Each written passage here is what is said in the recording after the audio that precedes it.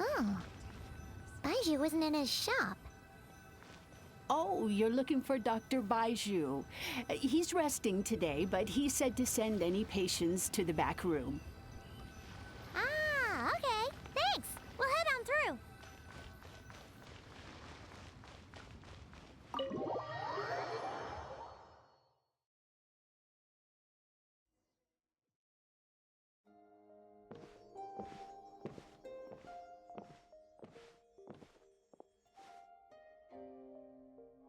Traveler, Paimon, welcome. What can I do for you? It's the Traveler. She looks absolutely beat these days. She has these huge, dark circles around her eyes, like she hasn't slept a wink. And she keeps spacing out. You have to call her name several times before she snaps out of it. What do you think it is? Is she sick?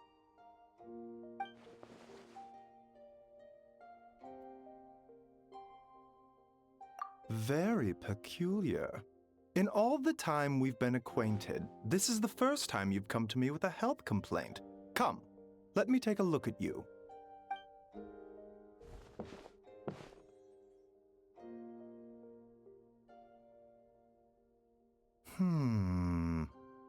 Okay. Paimon does not like that expression, Baiju. It's not serious, is it?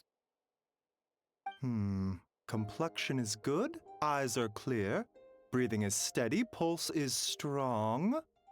Physically, you appear to be in good condition, Traveler. In theory, your energy level should reflect that. You should be feeling right as rain. Hence my concern. A clean bill of health is usually a good thing, but in this case, it likely means your situation is more complicated. Physical illnesses come with detectable symptoms that can be used to diagnose, medicate, and cure the condition. But afflictions of a non-physical nature, they fall outside a doctor's realm of expertise. Huh? What do you mean, non-physical nature? Curses, dark magic, it's hard to say. It could just as easily be a simple case of mental fatigue. Why don't you rest here for a bit? Whatever it is we're dealing with, clues to your condition are sure to reveal themselves in time. Once we know the root cause, we can administer the right treatment.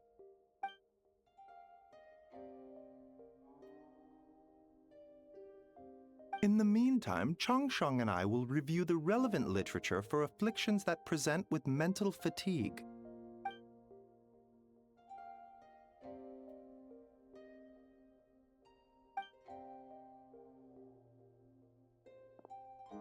Oh, must be a rare condition if not even Baiju and Changsheng have seen it before. Well, all we can do is take their advice.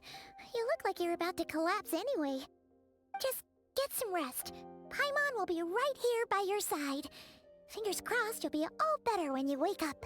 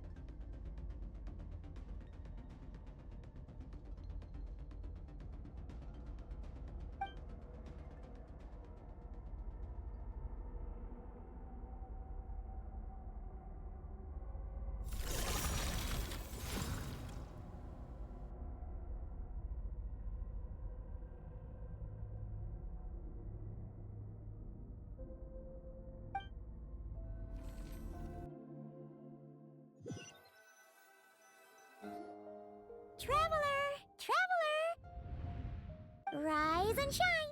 Time to wake up!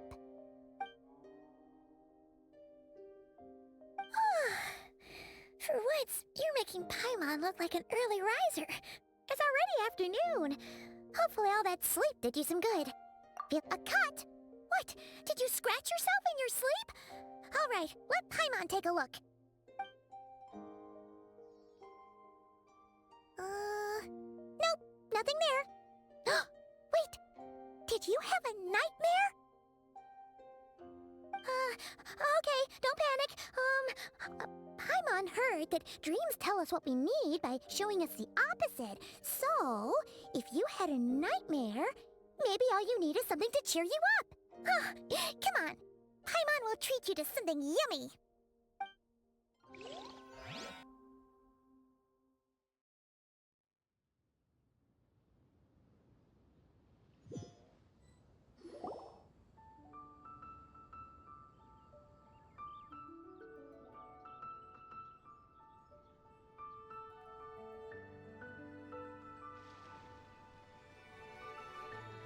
What?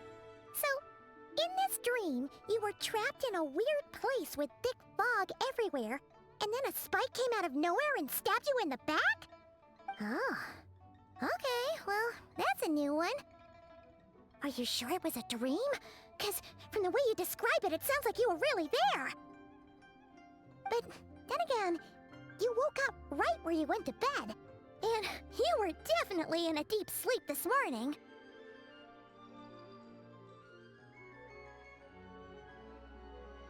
Then, it's decided. Paimon will stay up and watch over you tonight. If anyone tries to mess with you, Paimon will beat him up. Or, wake you up first and then we can beat him up together.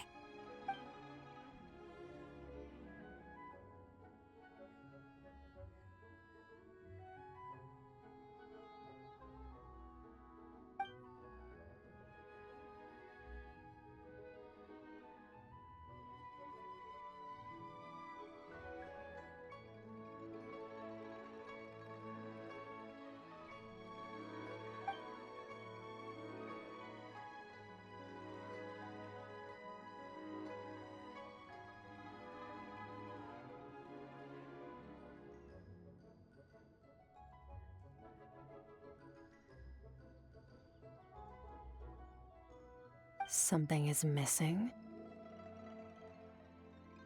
Did you just say something? The flesh remains whole, but the soul is incomplete.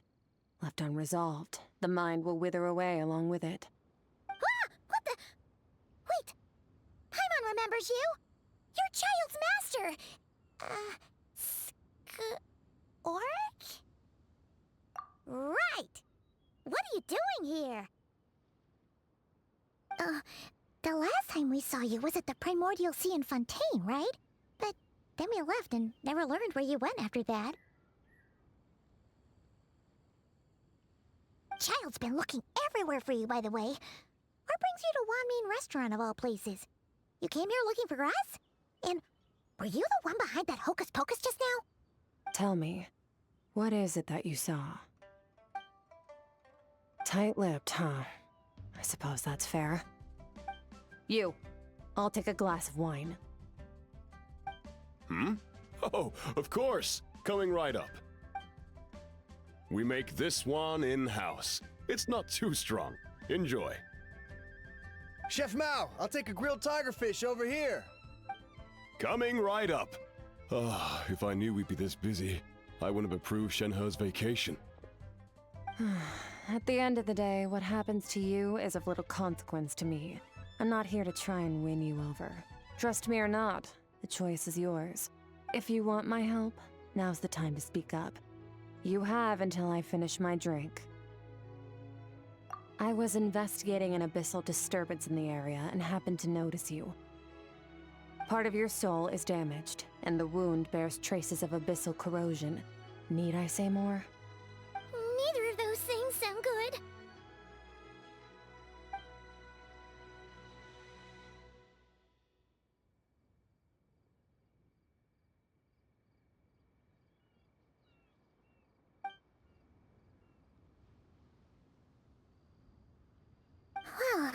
Should we trust her? She mentioned an abyssal disturbance. Maybe that has something to do with what's going on with you. But we could always find a different expert on the abyss to help us out. Yeah, and that thing she said about your soul being damaged is scaring, Paimon. Definitely something we should fix sooner rather than later. Skirk's an interesting one, that's for sure. But from what Child's told us, she doesn't seem evil, at least. 1, 2, 7, 10. That'll do. Well, have you made up your mind?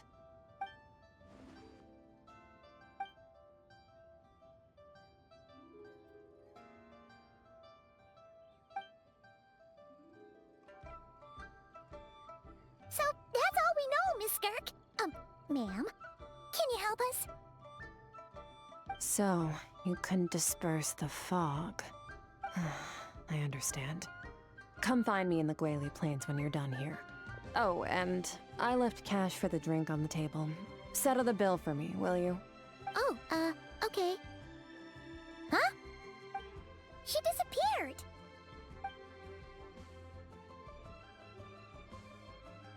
Wait, hold on. You overpaid. Here's your change. Oh, no. This includes the drink, so it should be the right amount. I didn't think you two ordered a drink. We didn't. It was that lady who came and sat with us, remember? You brought it out to her yourself. You sure? I could have sworn there were only 2 of you at that table. What? What'd you put in their dish, Chef Mao? Some kind of hallucinogenic mushroom? You got them seeing things. Seeing things? Wait, so neither of you noticed her? Young lady? About this tall? Wearing a purple dress? She ordered a glass of wine! Oh, now you mention it, that vaguely rings a bell. And it looks like I did open the wine jar, so it must have just slipped my mind. In any case, that settles your bill. Come again soon. Coming! Okay, what was going on there? It's like they didn't remember Skirk being there at all. Even Paimon was half convinced we hallucinated the whole thing. But that Mora she left for us was definitely real. Oh, this whole situation is giving Paimon the creeps. But anyway, she told us to head to the Guili Plains, right? Let's not keep her waiting.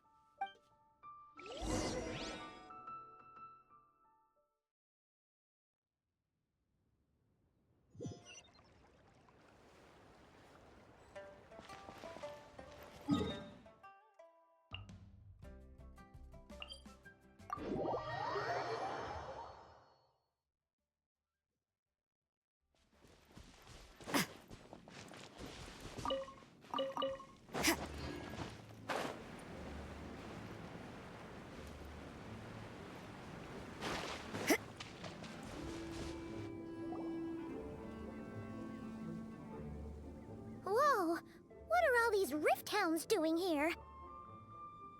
Huh, looks like they're collecting something. Let's go check it out.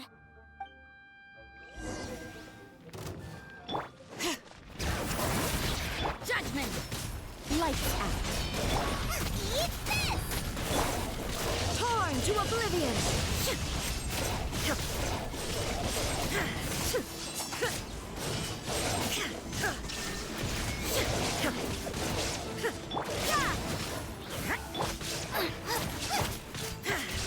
Letting brave names echo! Judgment!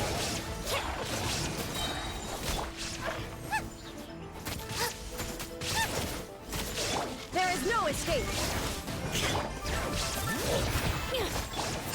You can't run!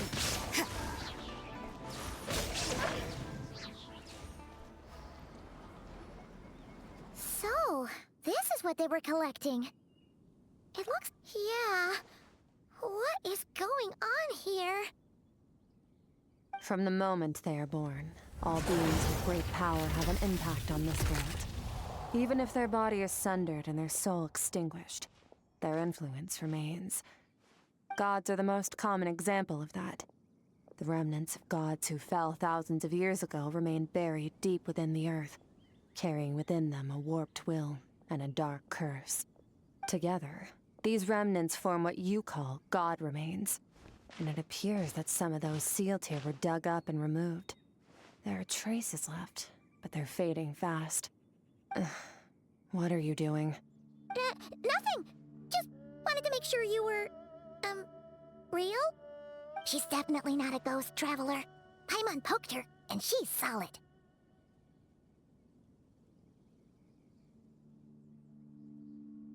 Your life hangs in the balance, and that's what you're fixated on? Strange set of priorities. It was just a trick to avoid being perceived. If someone notices me, those memories are erased. Simple as that. Unlike you, I have no desire to establish a connection with the world. The weak and the lowly have no right to remember me. They're lucky they only have a few missing memories to show for it. Now, can we please get back on track? Okay. Where were we? Right. The god remains. So, basically, there's now less of them here than there used to be, right? Isn't that a good thing? In our experience, god remains are 100% bad news. A lot of terrible things have happened because of them. Maybe it's a good thing by human standards, but power doesn't come from nothing, and it doesn't just disappear for no reason. The remains aren't just gone. They were taken. Very clever, traveler. You aren't the only one who had something taken from you.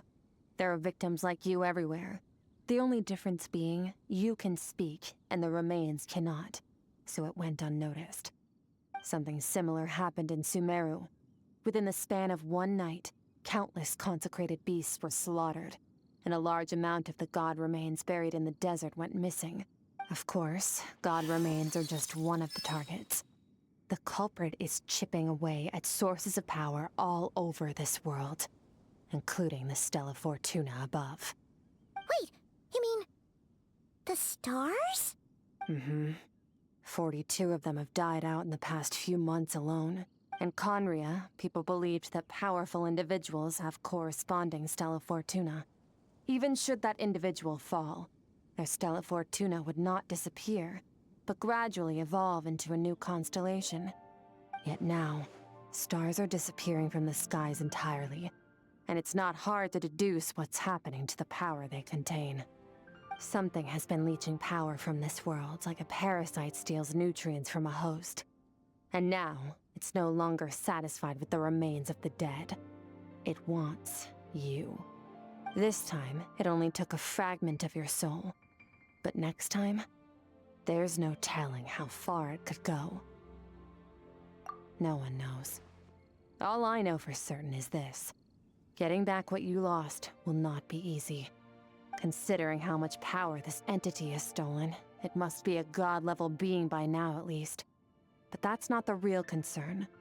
Souls are fragile things, and yours could easily be crushed if you go up against it. So you're gonna help us, right? We're going to help each other. You are my ticket to uncovering this thing's true identity. Well, great! You seem super strong and you know a lot about the Abyss, so Paimon will take it. Don't get all mushy on me. All I'm doing is helping you get back to normal after a sudden crisis. And I should warn you, getting mixed up with me can have unforeseen consequences. We're on very different journeys. You don't want to be in my debt, trust me. You help me uncover the truth behind this entity, and I'll help you recover what you lost. This is a transaction, that's all. You would do well to remember that. Now, come along. Yeesh! You'd think she'd be a little friendlier since she's agreed to help us. But nope, she's just like when we met her in the Primordial Sea. So cold. Well, whatever. If that's how it's gonna be, then she doesn't deserve our friendship. What she does deserve is a super embarrassing nickname. Ah, Paimon's got it. Frosty the Lavender Melon. Serves that ice queen right. thing is that we get that piece of your soul back. So, let's follow her and see what sort of plan she's got.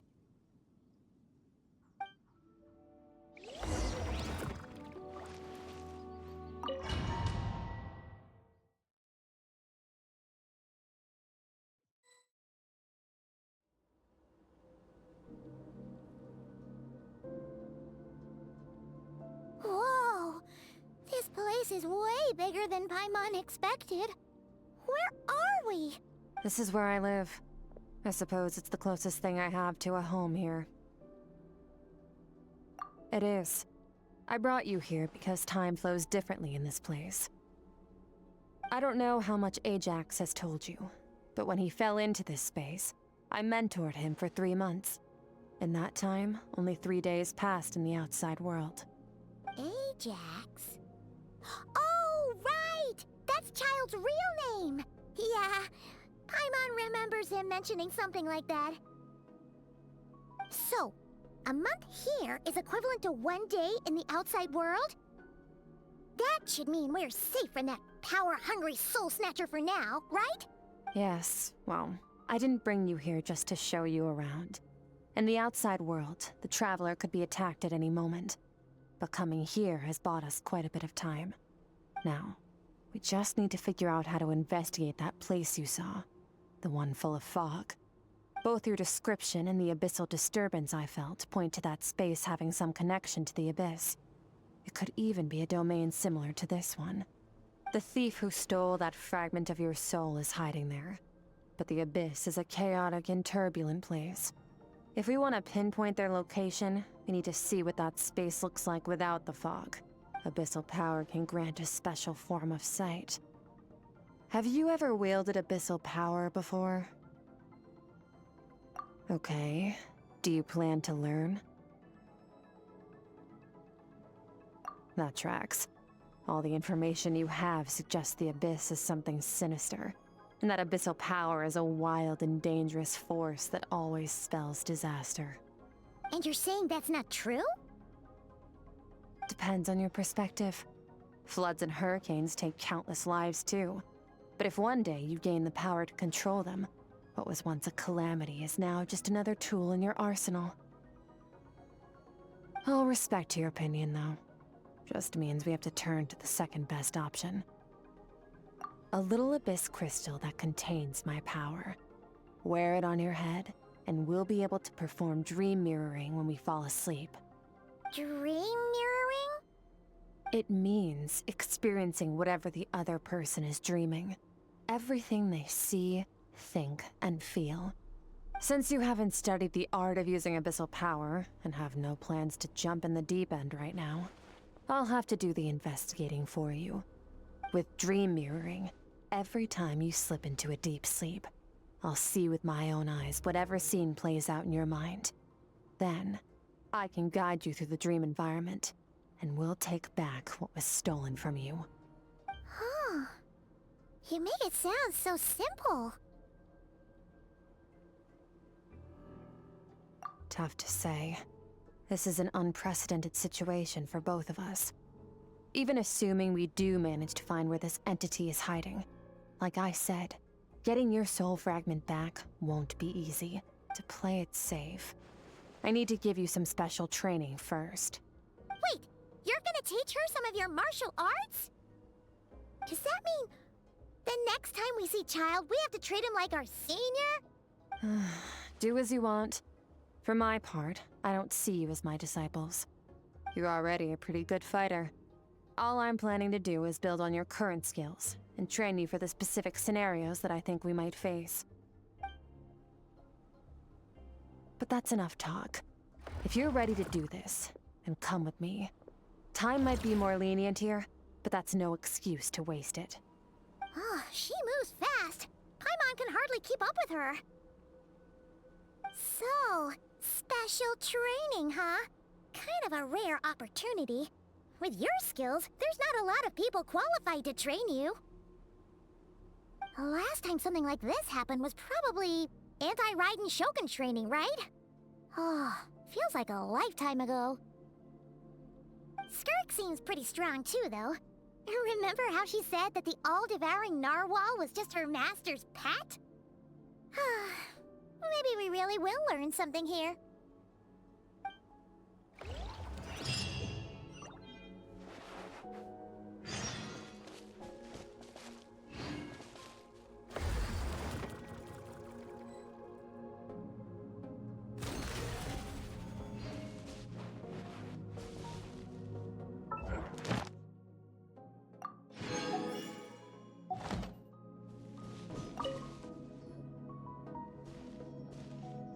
Ready?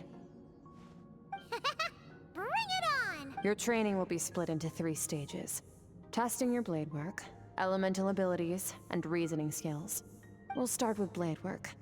You're no rookie in this area, so I won't bore you with the basics. During your long journey, you've no doubt sparred with a lot of talented sword fighters. Consciously or not, you'll have picked up all kinds of techniques from them. You bet! There's Kaya, Master Jean, Kuching. Oh, and Kazuha, Ayaka. Yeah, we've met sword masters like you in every nation we've been through. You sparred with a bunch of them too, right? Nice to know it's all gonna come in handy now. Don't get too smug. In sword fighting, techniques alone are not enough. You need a cohesive system to bring it all together. A style or school of fighting. To use the human body as an analogy, your style is your skeleton, the foundation, the framework. Techniques are the muscles and other flesh attached to the bones. This is where your strength comes from. Improving your sword fighting is like growing that body. If your frame got bigger and taller, but you didn't add any muscle mass, you'd be weak and flimsy. Then again, if you packed on pounds of flesh without a big enough frame to support it, you'd end up bloated and unwieldy. You need to do some introspection. Take a good, hard look at your past experiences and figure out which parts of what you've learned are just techniques, and which parts can be used to form your own system of blade work. Only then will you get the full utility out of all your thoughts and observations along the way. Only then will every strike you deliver make perfect sense. Wait, is that it? Paimon thought you were gonna teach her some cool new moves. Like when you went swoosh and opened a tunnel to another place. One day, you'll reach a new level of power where you realize that even that's as basic a trick as any other. But right now, our sword styles are so wildly different that teaching you mere techniques is pointless. There are no shortcuts in the pursuit of power. Failure is your best teacher, and rigor is your coursework. That's all I have to say. Time to make a start.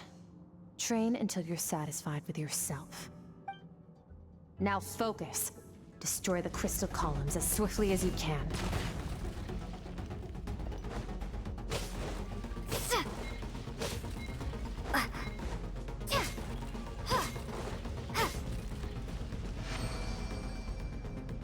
Drop!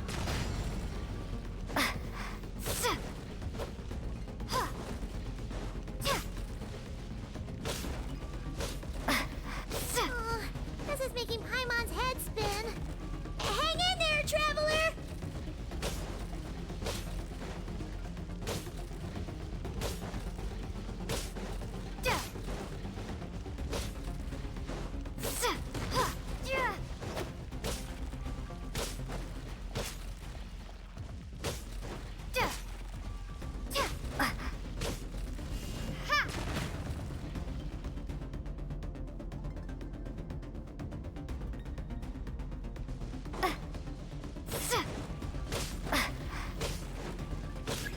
Starball!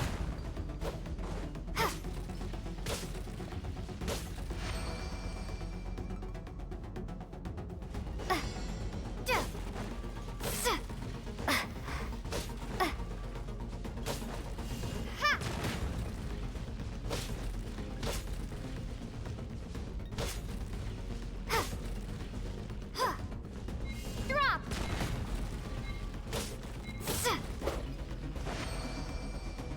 Stay calm. Use your head. You have to keep it together.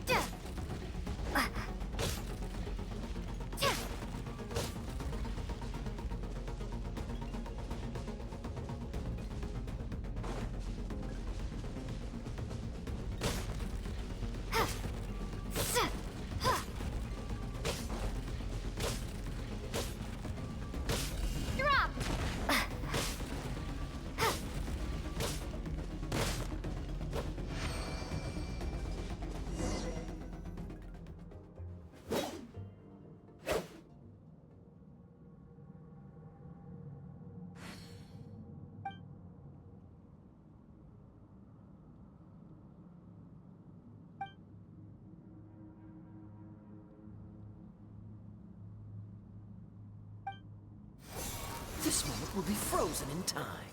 Cut to the chase. Consider a moment of true mastery that you've witnessed in another person, and ask yourself, what lies beneath the surface? What's their guiding philosophy? What's their state of mind as they maneuver their weapon? Now take that and practice it right away with speed, skill, and strength, over and over, until your hand is one with your mind. This is the only path to true growth. Step on up. Dance with the waves.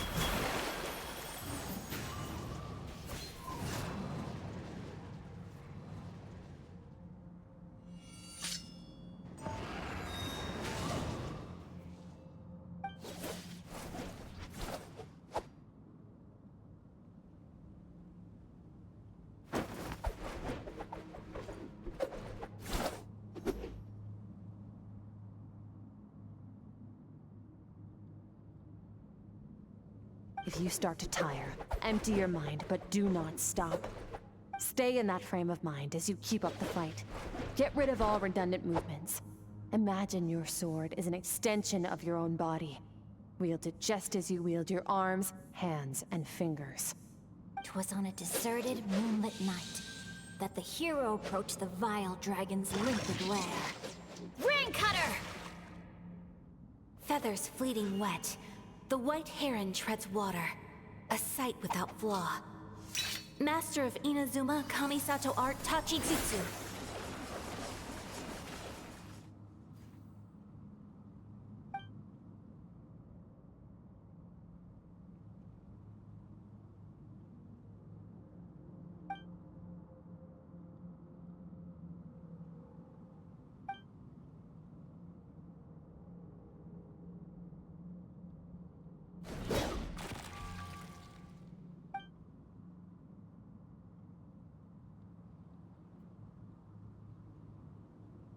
Huh.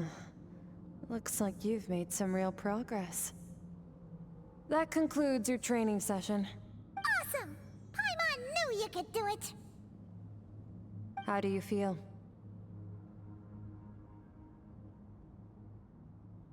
As you should be. Time flies when you're training hard. You've actually been going for several days now with no rest. Yeah, meanwhile Paimon's had a whole bunch of naps. But you were so focused, she didn't want to interrupt you. Go get some sleep. I'll be doing the same very soon. Let's hope you see that foggy place in your dream, so I can get this investigation over and done with.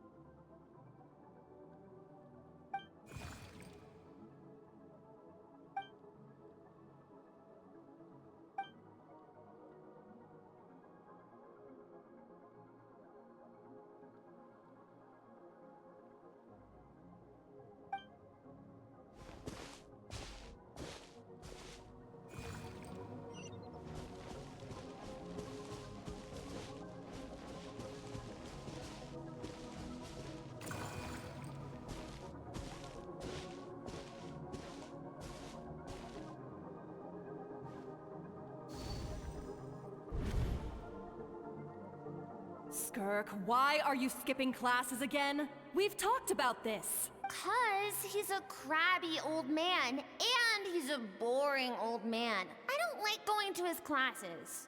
Excuse me. You shouldn't talk about your teacher like that. It's very disrespectful. All right, let's not get into a big fight about this. Skirk's learned what she needs. There's no point forcing her to sit through more classes if she doesn't want to be there. But I'd still love to hear about what you got up to yesterday. Why don't you tell your dad all about it? I went diving, and I saw this huge fish. I never knew they could get that big. It looked kinda dumb, though, with that stupid big fat head. I tried to shake its fin, but it just spat water at me. Oh, and today, I'm gonna go to that prairie up north. There's supposed to be this giant bird there that can spit fire. I bet if I climbed on its back, it could fly me all the way to the stars. Then I suppose your old dad should get one as a pet too. Otherwise, how are you gonna hear me call you for dinner up there in the stars? When it's time to eat, I'll come back on my own, Zilly. Anyway, gotta go. Bye, Mom. Bye, Dad.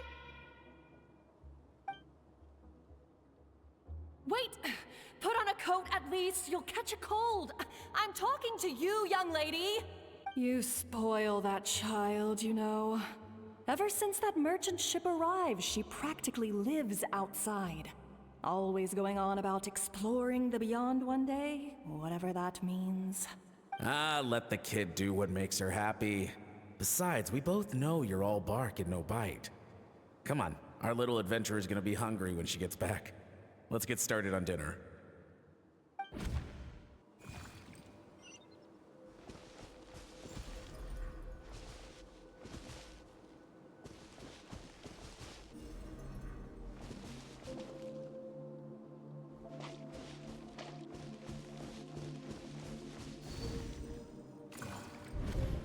The stars shimmer high above. But what lies beyond the stars? Mountains as far as the eye can see? An endless snowy plain? Or maybe buildings taller than the sky, like the people from the merchant ship said? I can't be the only one asking these questions. The universe is fascinating. If only I could meet some other people like me. We could set sail together and explore every corner of the world. I'm sick of being a kid. There's so many amazing things out there, and I'm ready to see them all. But for now, I'm starving. Better get back.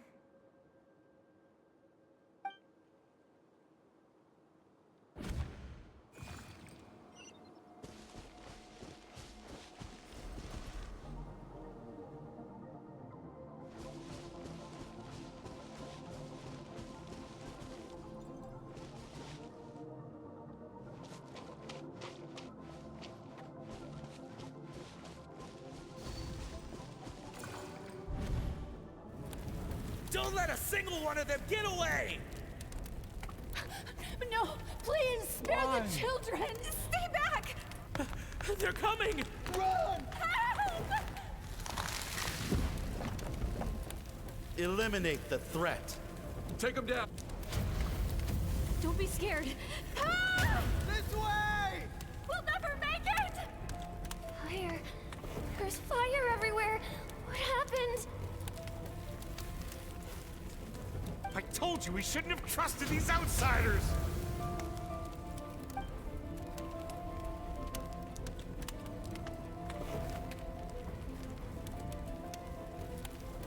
Why are you doing this? What did we do to deserve this? We welcomed you with our finest food and drink, showed you the best our home has to offer, gifted you cloth dyed by our own hands. And this is how you treat us? Run! Save yourselves! Captain, Zone 3 is clear and we have Zone 2 surrounded. Begin extermination. Remember the orders from upper command. No one is to be left alive. Rest assured, sir. We have enough munitions to annihilate these savages and burn their entire civilization to the ground. Good. The only ones who put up a real fight are that man and his wife, correct? What? We shot the man in the ankles and the wife broke her wrist attempting to fight back. They won't be doing much more fighting. They're holed up in their home for now, but they won't last long. To prevent them from making some kind of last stand, we're planning to clear out the other zones first so we can send a bigger squadron to surround them. Well, well. Turns out some of these beasts do know how to use their claws. Now the threat these savages pose will be undeniable. Let them cling to what's left of their lives for a little longer. Once the other zones are cleared, I'll cut off their heads myself.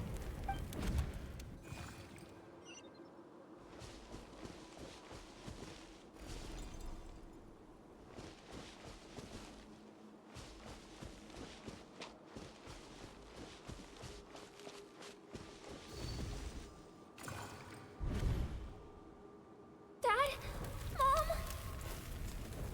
Skirk, you're all right? Thank heavens. I'm so happy to see you, sweet girl. But you need to go. It isn't safe here. They'll be back any second. What happened? You're bleeding a lot. Dad?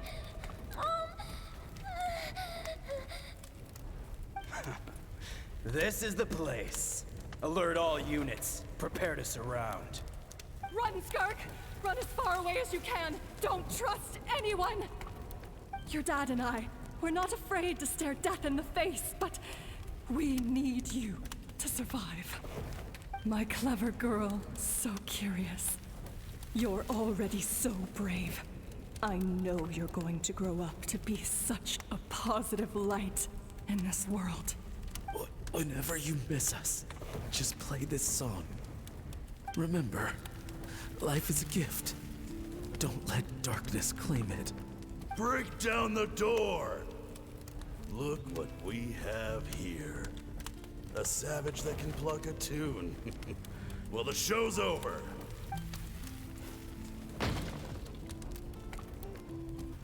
You! Stop singing! Shut it! I said shut it or I'll make you! Fine. Have it your way!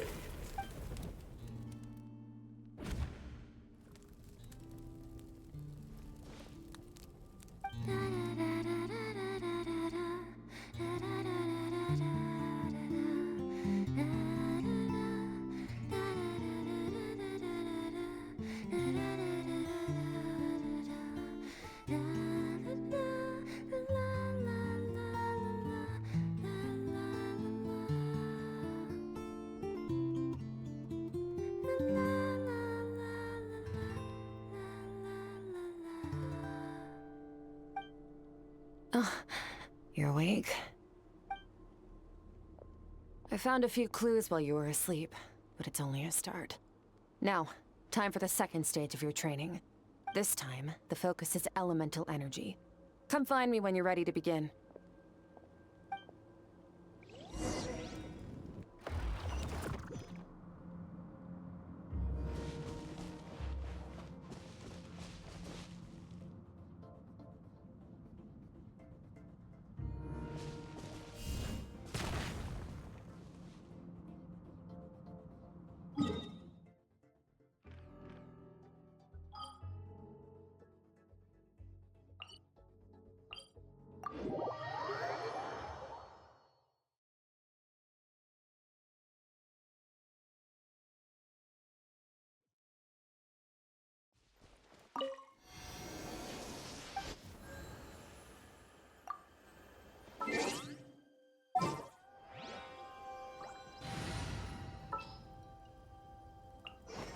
This world is...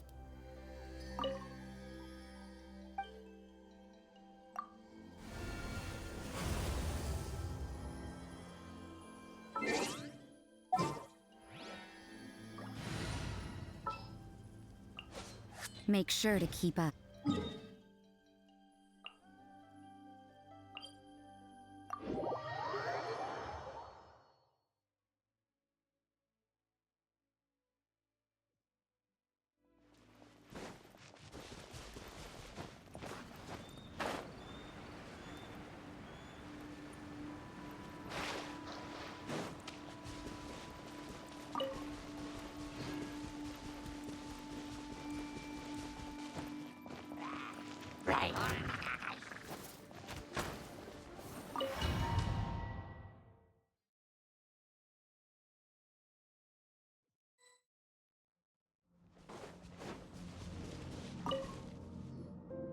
Man, staying in the abyss feels so surreal, don't you think?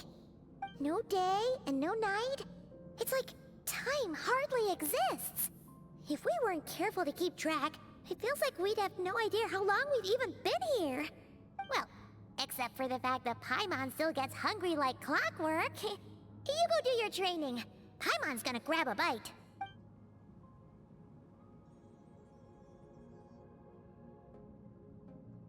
The way I see it, the pursuit of power is divided into 3 stages. The first is mastering the use of standard weapons. Next is learning how to harness natural energy. And after that, you're free to challenge even higher dimensions. The natural energy of Teyvat is, of course, elemental energy. But that's not my area of expertise. I draw from a different source of power. Abyssal power, yes. Also known as the power of the Void Realm. My master, Sertologi, is a true expert in that area. After all, he was one of the group of 5 that infamously stole the all-encompassing power of the Abyss.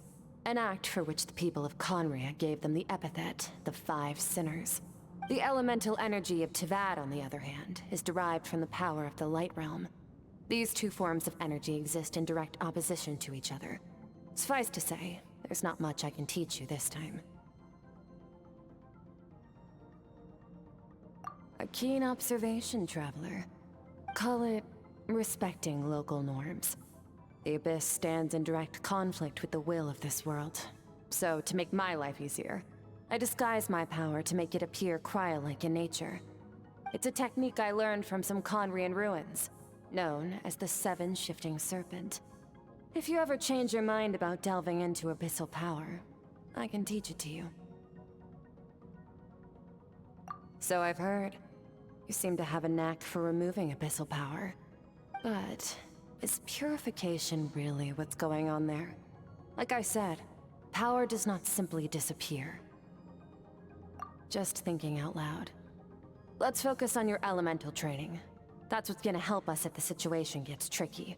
True growth comes from adversity, but only if you make the choice to pick yourself up again every time you fall. So, it's time to push yourself to the limit, and then keep pushing. This is the only way to advance at pace. Use the power of Animo to clear the field as fast as you can!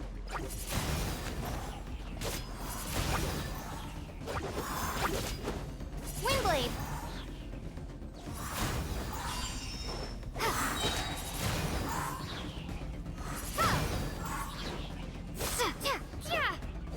Windblade!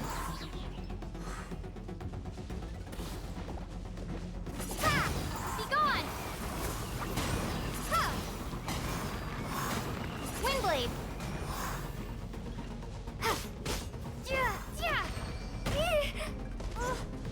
Observe your surroundings. Look for things you can use to tilt the scales of success in your favor.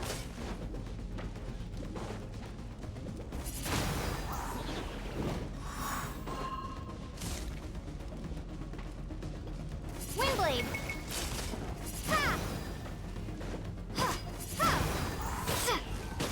Windblade!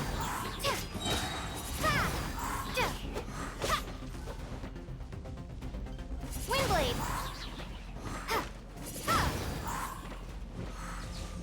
Windblade! Prepare to be blown away!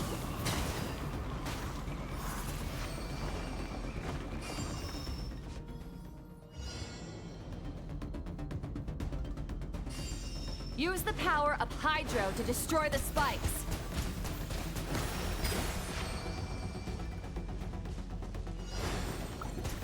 Faster! Don't give them a chance to strike you. You need to be quicker than you were in your dream. You can't afford another injury like that.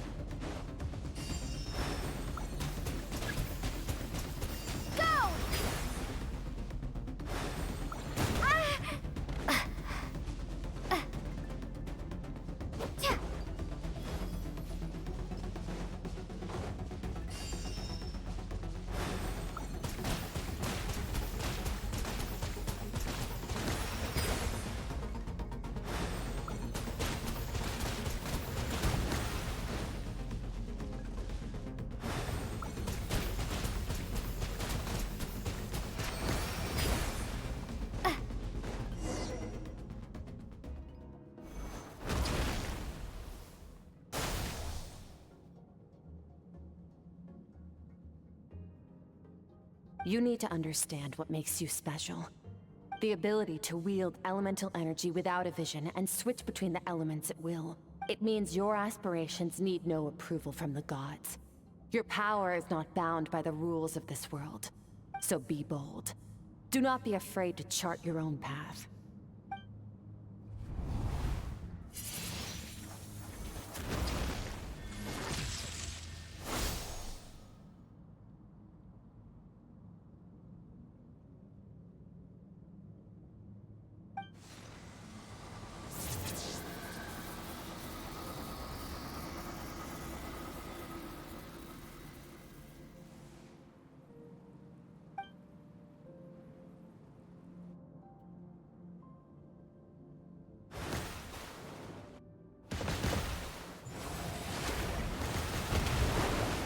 Very good.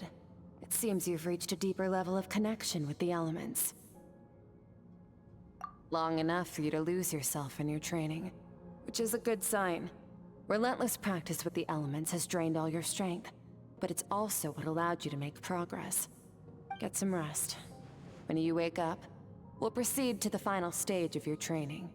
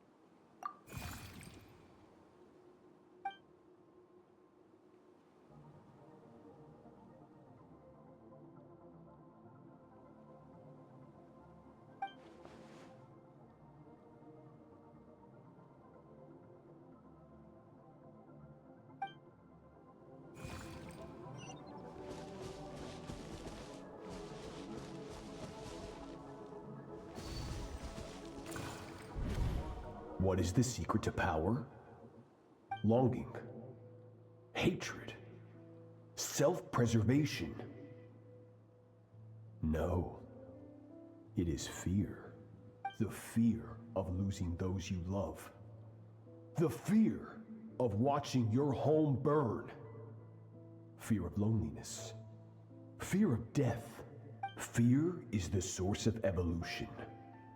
It forces humanity to adapt to their environment and overcome hardship. It is in the process of prevailing over our fears that we surpassed first ourselves and then the rest of the world. That fear is now part of you. It calls on you to evolve. And it is time to answer.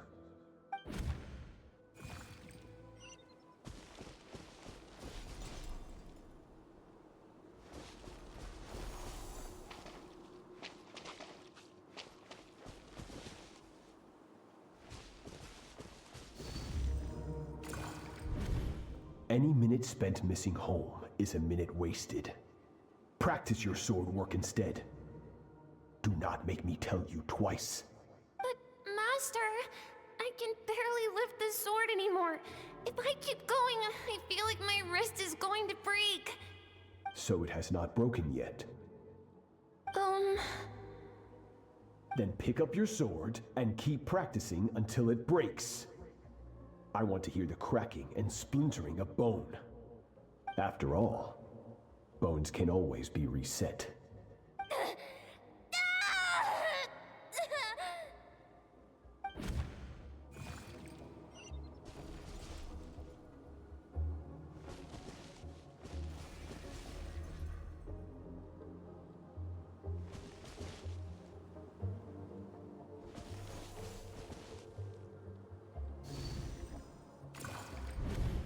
Good, Skirk.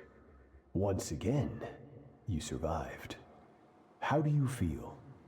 Cold and pain. These are signs that you are adapting to the abyss. Each time the flesh is torn and the spirit crushed, Each time you claw back from the brink of death, you become stronger. I now understand why these people sought to destroy your homeland. Your potential goes beyond even what I could have anticipated. But you still have much to learn in your pursuit of strength. Your mind is rife with distractions. From now on, I shall show no mercy in your training. You must learn to shut out all the pointless emotion, crush the self that makes you weak, and become master over your physical form. Get up, Skirk. Wipe the blood off your face. Cut away the rotten parts of your flesh, and mend what is broken. Then take up your sword.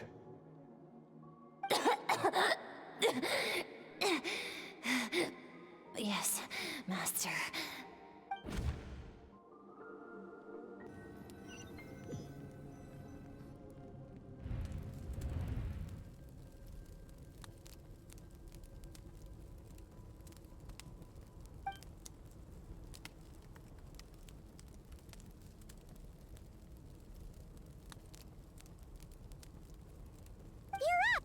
Hopefully you got some good rest. Skirk said to tell you that she's ready to start the final stage of your training whenever you are. So, want to head over now? Or did you want to wait a little?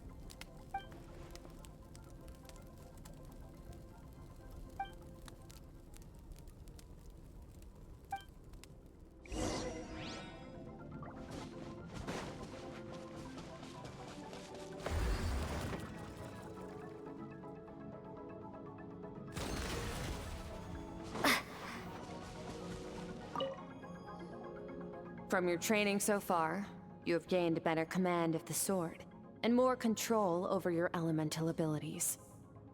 That's only part of it. Experience is the real teacher. Your journey, the friends you have made, the dangers you have faced.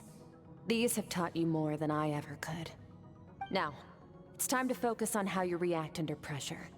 You must be able to think rationally, even in unpredictable combat situations. To simulate this, I'm going to attack, and you're going to block. Ready?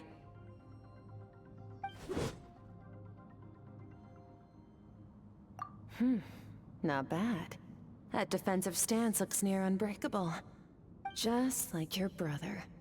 Oh, that reminds me. You still don't know what happened to him, do you? Hey, no fair! That's cheating!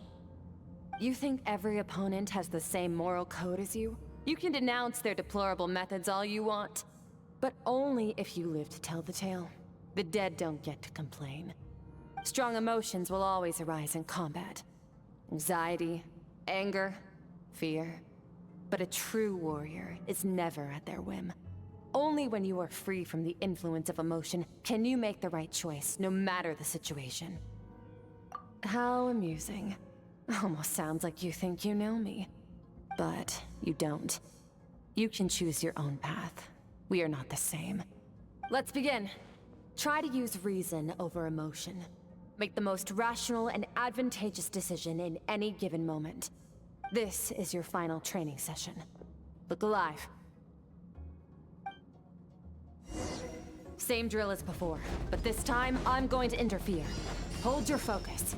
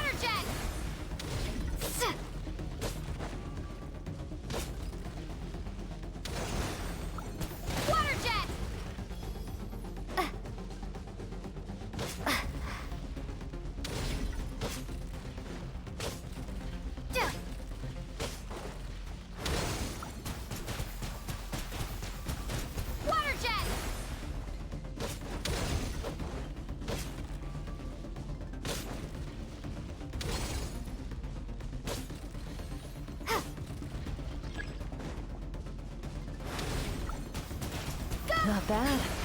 Better than I expected.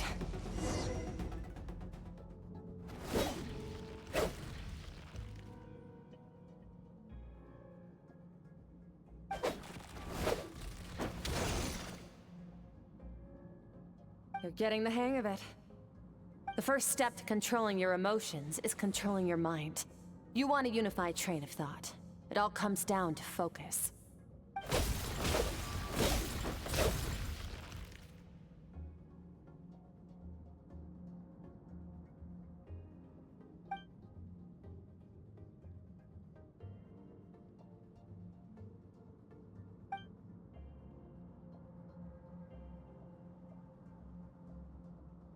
Your mind is rife with distractions. From now on, I shall show no mercy in your training. You must learn to shut out all the pointless emotion, crush the self that makes you weak, and become master over your physical form.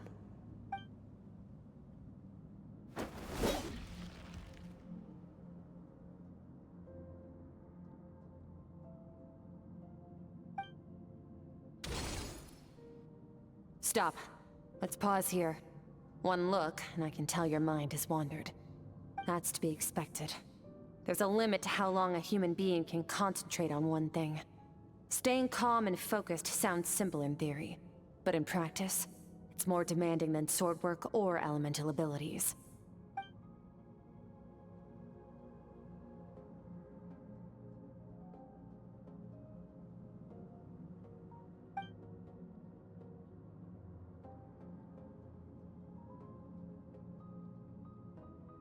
Get some rest. No point training further if you're already dead on your feet. Like I said at the beginning, the only goal of this training is for you to reach a point that you're satisfied with. You managed to push past your limits, which is a good start. You can be proud of that, and sleep well knowing that you've earned it.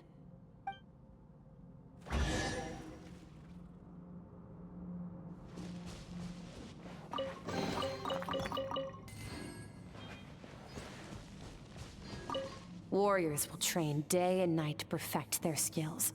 But when the battle comes, their fate may be decided in a matter of minutes. One mistake, one moment of hesitation, and just like that, all their blood, sweat, and tears were for nothing. You need to push yourself to perfection, or you might not even live to regret it.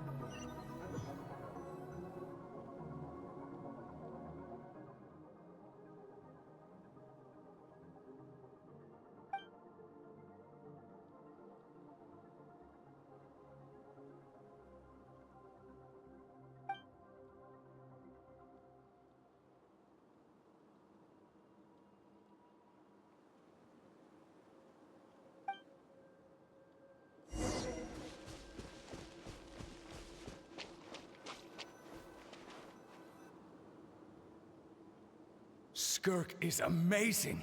She faced down that terrifying giant and cut its head clean off. Oh, she got hurt though, didn't she? I heard it was pretty bad. Yeah, well, that's a given. But the moment she was on the mend, she got right back to practicing her sword work. I heard Master suffered a grave injury once too. Lost an arm and a leg and still came back stronger than ever. Skirk's becoming more like him by the day. Incredible! I wonder if I'll ever reach their level. They're always so resolute, so unshakable.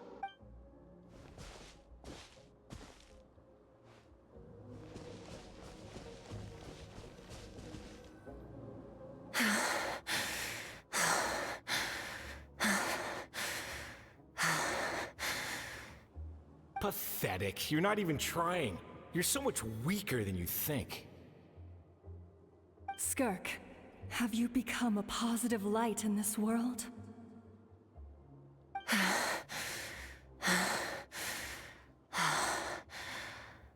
Do you even remember how many of us perished in that fire? How many bodies were left to rot on the scorched earth? Yet you alone live on. Keep your gaze fixed on your blade. You don't deserve to rest. I have so many questions. I just want to jump in a spaceship, explore the whole universe, and get answers from the stars. I just need to wait till I'm grown up. Then, I can do anything. Now, you must bid farewell to who you were in the past, and become someone stronger. Run! Skirk, run! Only death awaits us here. Keep running, and don't ever look back.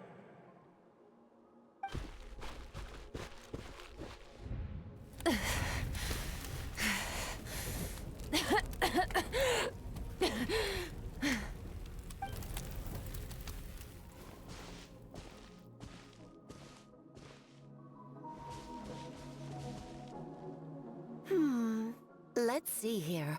First things first, you need a new identity. Going around telling people you're from somewhere beyond the stars won't do, now will it? How about saying you hail from beneath the earth instead? As the Conrian saying goes, venturing out into the universe and down into the abyss are the same in that both are braving the dark unknown. Well, I'm a visitor on this planet, so I'll follow the rules. Ah, splendid. That saves me quite a bit of trouble. Let me offer you a piece of advice in return, although it might not be what you want to hear. I know the pursuit of strength is important to you, but taking a moment for yourself every once in a while is never a bad idea. Ignore her existence for too long, and there will come a day when you can no longer hear her voice.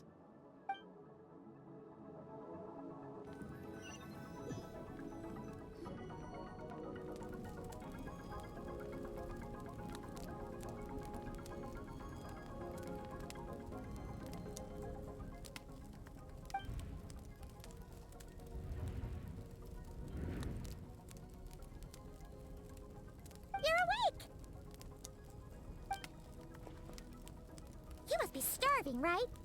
Ta-da! A barbecue feast just for you! Of course you are! That's why Skirk and Paimon got this all ready for you. Dig in! Before it gets cold. Ah, well, if you're around someone long enough, it's bound to happen.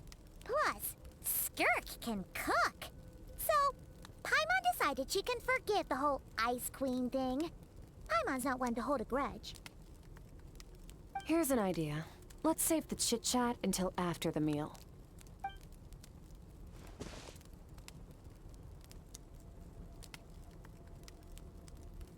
Ugh, so full. Okay, it's Paimon's turn to sleep now. Wake her up when it's time to go.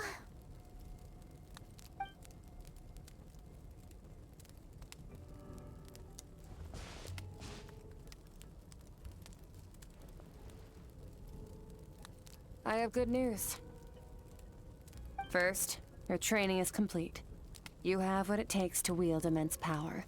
Now it's just a matter of putting it into practice. Continue to learn from your journey and hone your skills against formidable opponents. Second, I've located the culprit we've been searching for. Next, you just need to retrieve the missing part of your soul, and our business will be concluded. When Ajax trained with me, he once told me he was bursting with questions. So I allowed him to ask me 3 of them before he left. You and I may never meet again, Traveler. So if there's anything you want to ask me, now's your opportunity. Just like Ajax, I'll answer 3 of your questions.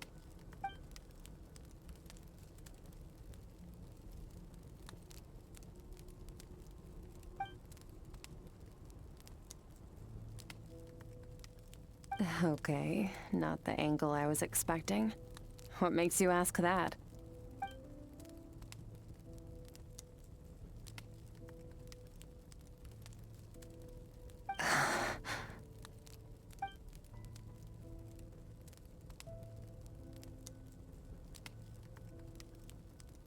I knew that was a possible side effect. Closed off my mind to you for that exact reason. Even with the dream mirroring, you should have seen nothing but endless darkness.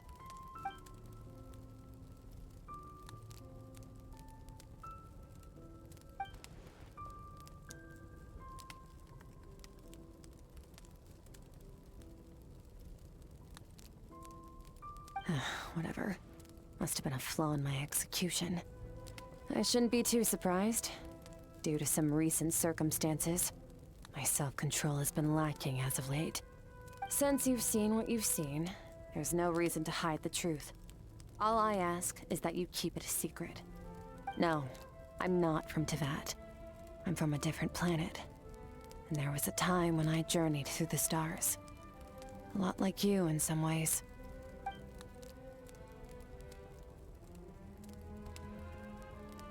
No, we're different in that respect. You're influencing the fate of this world. But me, I'm just passing through. Several hundred years ago, my master, Sertologi, opened the border between worlds and sent me here. But this is not my home. And one day, I'll return to the vast unknown of space. So, there you have it.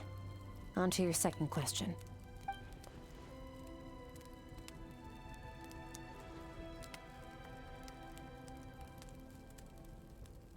To become stronger. For certain reasons, I need to bridge the power gap between me and my master as quickly as possible. But first, I need to understand the source of his strength. To do that, I need to follow in his footsteps, walk the path he once walked. And somewhere along the way, I'll find out how to defeat him. That is my sole focus and purpose. Okay. You have one question remaining.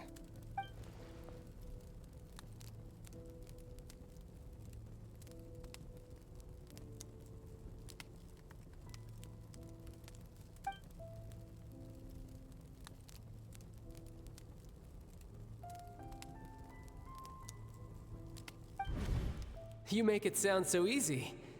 Ever since the incident I experienced there, I've never stopped searching for Master Skirk and that unknown abyss. But it's been years now, and I've still found nothing.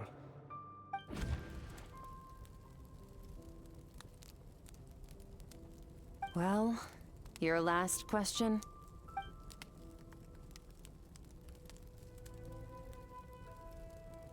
Ajax. His situation is different than yours. Before you ever crossed paths with me, you'd already encountered many formidable people, studied their techniques, and developed your own skill set. So, during your training, all I had to do was build upon that foundation. But Ajax was so young when he came to me. A complete blank canvas. Children can't help but imitate their role models. In the long run, that would only hinder his growth. Once Ajax has enough strength in his own right, I will allow us to meet again. Until then, let that motivate him to reach his full potential.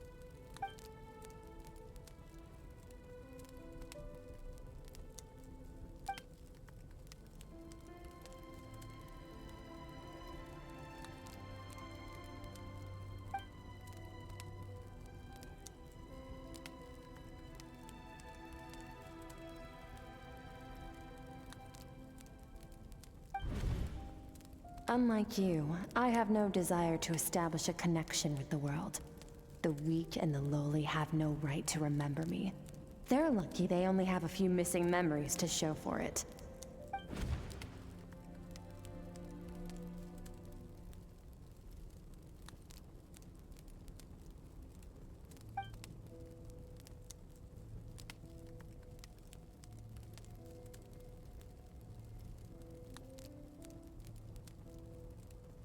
Wake up your companion.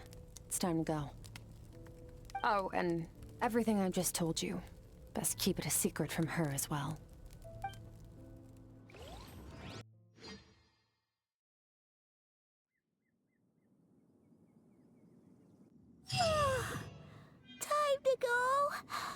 Oh, finally. Where are we headed? Just follow me. I'll open an abyssal rift close to the culprit's location. It will take us to where he's hiding.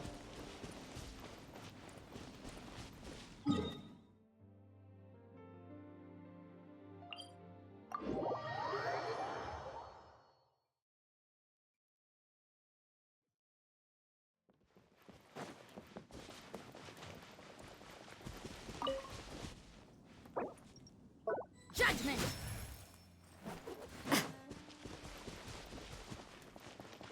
Bring it!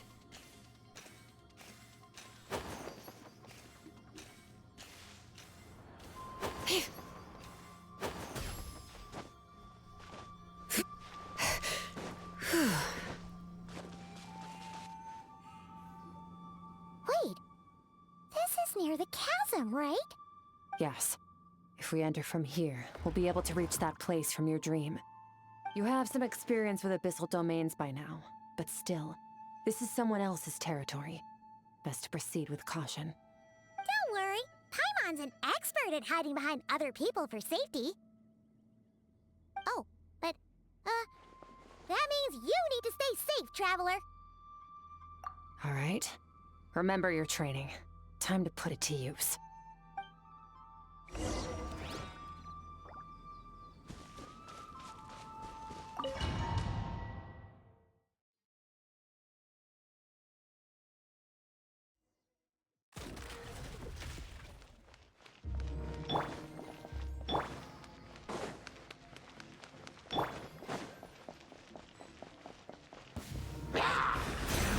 Bombs away!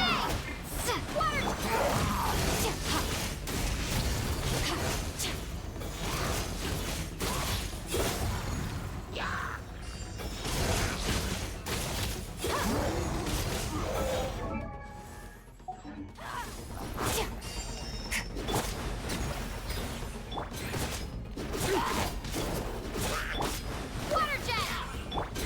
Extinguish!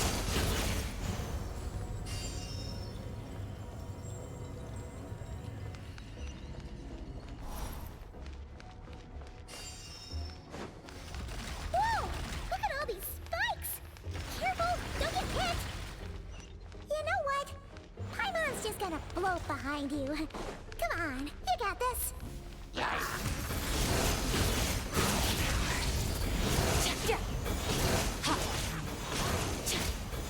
Hey, what are you two doing here?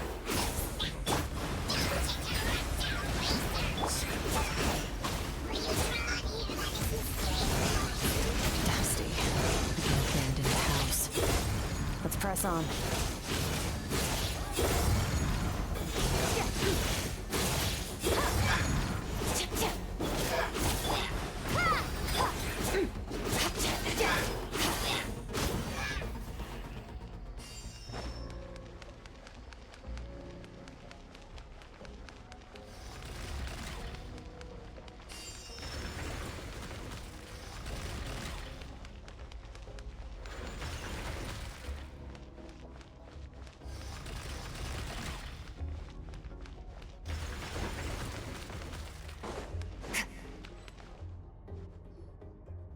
Oh, looks like this is a dead end.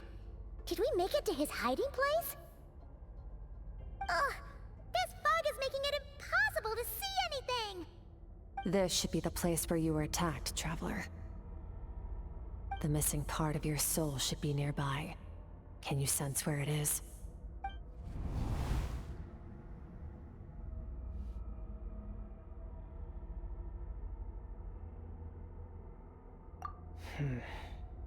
Our opponent must have covered his tracks just in case. Otherwise, you should have sensed it much more strongly. Hold on! Look! The spikes are back! Stay calm. Let's hold back a little. Give our enemy some wiggle room so we can see what we're dealing with. If you're too reckless, we might be playing right into his hands. Our enemy took part of your soul for a reason. It's likely he integrated it into his attack somehow. If we're smart about this, we can track it down.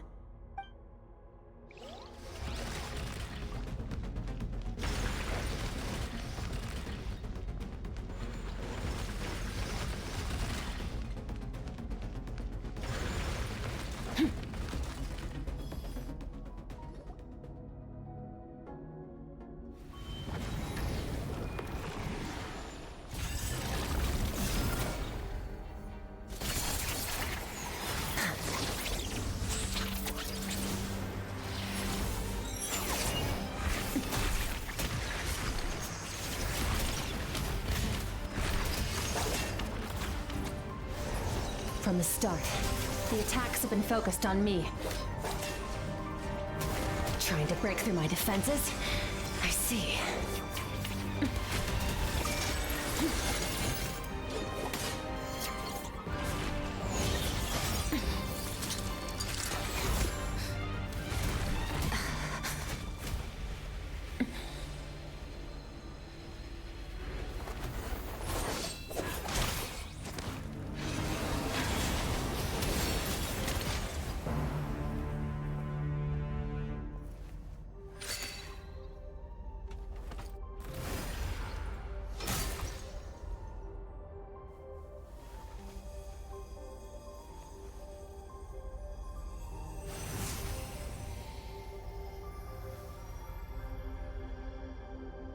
There. I got it back. Traveler! Skirk! What happened? It looked like Skirk just got... In the Guili Plains, you asked me why this enemy chose you as his target. Now, the answer is clear. It's not just the fact that your strength is impressive. It's also because of your ability to, as you put it, purify abyssal power. Whatever that actually means. The fact is, that ability allowed him to do something that should have been completely impossible. Namely, break through my defenses and steal my power. No, he couldn't have known I'd come to his domain. He only stole your soul fragment because he knew the value of its power. I doubt he expected it to come in handy so soon. Call it fate, if you want. I believe that's the term they use in this world for arbitrary coincidences like this. In any case, it works to our advantage. Once I realized what he was using that power for, it gave me the chance to get back what you lost. I'll cope.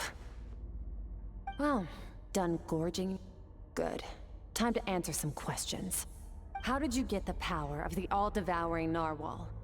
The all-devouring narwhal? Oh, of course! Paimon knew that spike thing looked familiar. It looks just like that narwhal's horn! I highly doubt you acquired that power through your own strength. Tell me I'm wrong. You're desperate enough to scour the land for god remains and whatever vestiges of power you can find. That alone proves you wouldn't be able to defeat a creature like that. Which leaves one possibility. You know my master, the Foul, Sertologi. The Foul? Who dares call him Foul?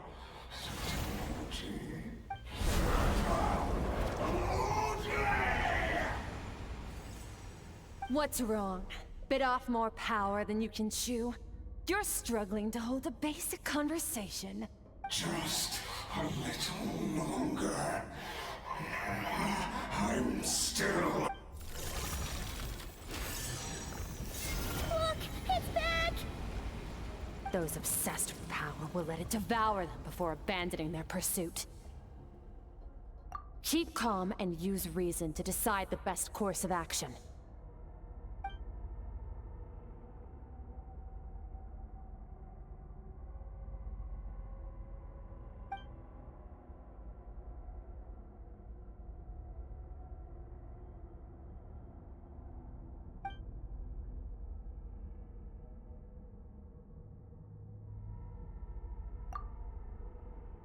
Wise decision. Final victory doesn't always come after a single battle. You've got your soul fragment back, so we both got what we came for. Let the enemy draw breath while he can.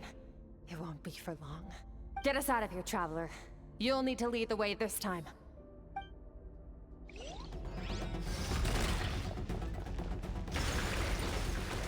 Skirk, is your shoulder gonna be okay? The wound is minor. It'll heal in no time. You should focus on getting out of here alive instead. Uh-oh! Falling spikes! Run!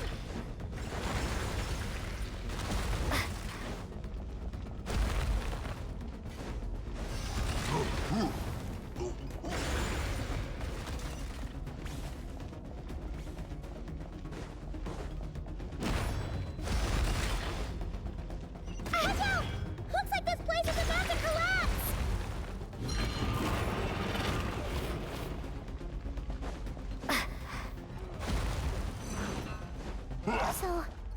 power has something to do with the all-devouring narwhal.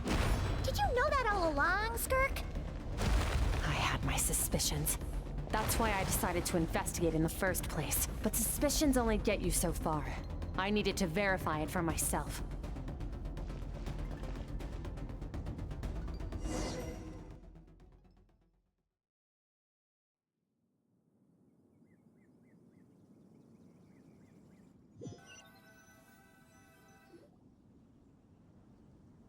Phew. Oh, I should be safe here, right? I no longer sense his presence. Can't have followed us out of that abyssal domain. Weaklings like him will find that my power is not so easily controlled.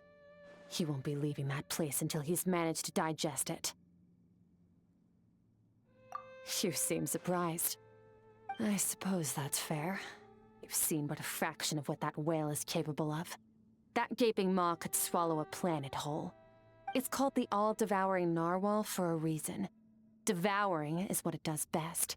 It can extract power from anything, dead or alive, as long as it manages to make physical contact. Yeah. When we had our run-in with that thing, Neverlet mentioned that it has an instinct to devour.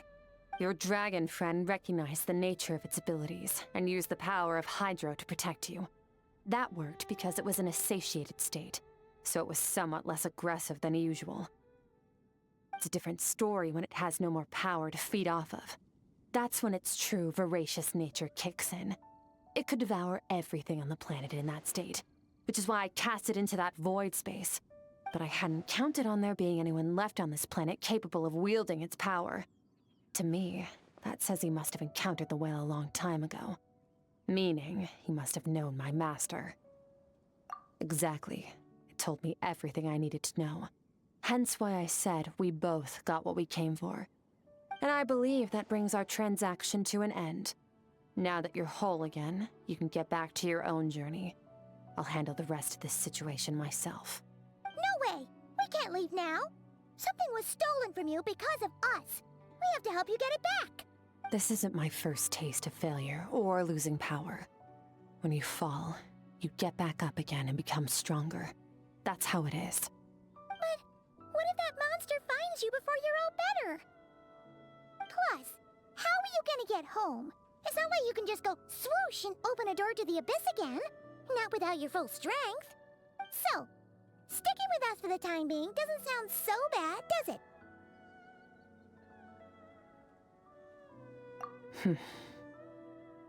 Fair enough. Then take this. What is it? A bag of Mora. Nothing in this world is free. I know that much. I'll leave the planning to you. Hurry up and decide where to go. We shouldn't linger. We should take Skirk somewhere she can rest. But where? Paimon gets the feeling Skirk wouldn't like being around a lot of people. Oh wait! Baizhu said we could rest in the back room of the pharmacy, didn't he? Let's head there! He'll know something about Master. I'm sure of it. Next time, I need to be ready. Fine. It was just a scratch. It'll take time to recover my strength, of course. But adapting to situations like this is nothing new for me. Oh, this. It's a star crystal suit. Abyssal energy is scarce in Teyvat. Wearing this helps me access it more freely. It stores concentrated abyssal energy that I can draw from on the go. When the energy runs out, it reverts back to its original form. Found somewhere to rest. Well, lead the way then.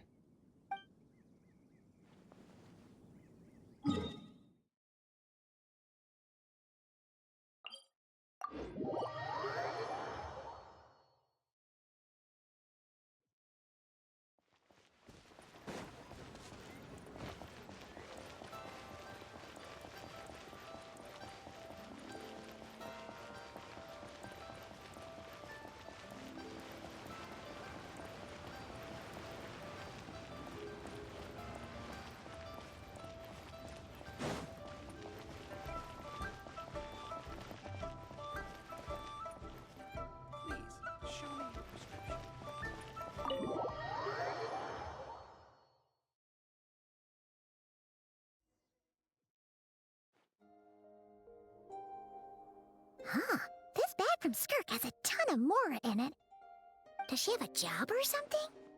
Wait, no. After what we saw at Wamin Restaurant, that seems impossible. Can you imagine? It would go something like, I'll be collecting my paycheck now, boss. Oh, sure thing. Wait, who are you? Have we met? Can't hold a job if you make everyone forget about you. So, what did you do to get all this Mora? Claimed some buried treasure, took care of a few monsters that were causing trouble. Nothing untoward. It's safe to use. Ah! You heard all that? A sonorous voice like yours is hard to miss. I wouldn't be surprised if the sound of it traveled to the nearest mountaintop. Then, did you by chance happen to hear Paimon's little, joke earlier? You mean when you called me Frosty the Lavender Melon? No, sorry. Paimon totally misspoke just now. She didn't say that at all. It was, a Paimon lookalike. Yeah, she's a piece of work, that one. Always impersonating Paimon and giving people weird nicknames. Okay, fine. The truth is, Paimon didn't like you all that much at the start, but things are different now. You helped the Traveler in a big way, so what do you say? Friends? I noticed there was only one bed. Go ahead and get some rest. Wait, what about you? I don't get tired, and I don't need rest. I'm going to practice my sword work. That should help me regain some strength. But your shoulder... Hey, don't just leave! Whatever. Let her tire herself out. She'll come back eventually. Let's get some sleep, Traveler. That comfy bed is calling, Paimon.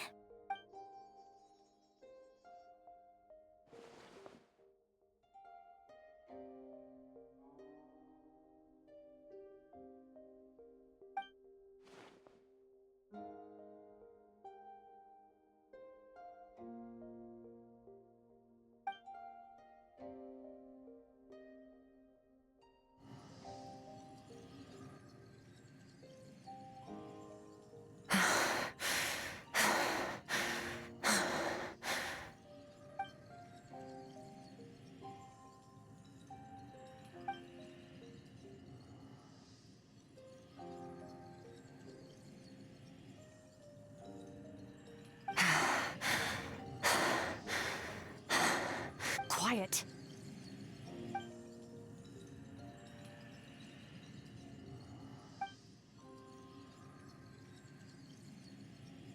Do you even remember how many of us perished in that fire? How many bodies were left to rot on the scorched earth? Yet you alone live on. Keep your gaze fixed on your blade. You don't deserve to rest. Run, Skirk. Run! Only death awaits us here. Keep running, and don't ever look back.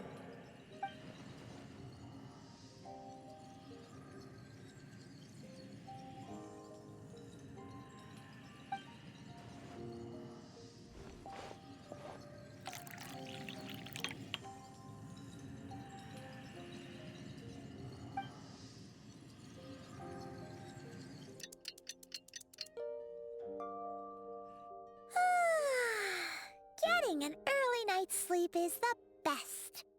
That bed was so comfy. Wait, Skirk? Have you been sitting out here the whole night? The bed's all yours if you want it. About 60%, maybe 70. Whoa! Paimon thought it would take at least a couple of days. That was fast. No, not fast enough. That's 20% less than last time. Same training regimen, same intensity. Nothing felt different, but somehow the outcome fell short. No, I think the problem's with me. I need to meditate for the next 2 days. Deep introspection should help me find the issue. Ooh, sounds intense. We'll watch over you in the meantime, then. Thanks. See you in 2 days.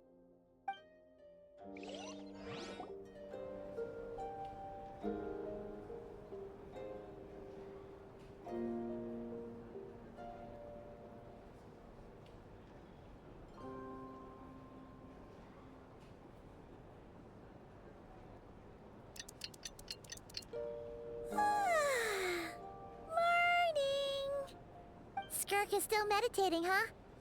It's been 2 days already. Shouldn't she be awake by now? Paimon can't think of anything we can do to help. Oh, wait! Breakfast! That's it! Paimon will go get breakfast! Skirk is gonna be starving when she wakes up. Be right back.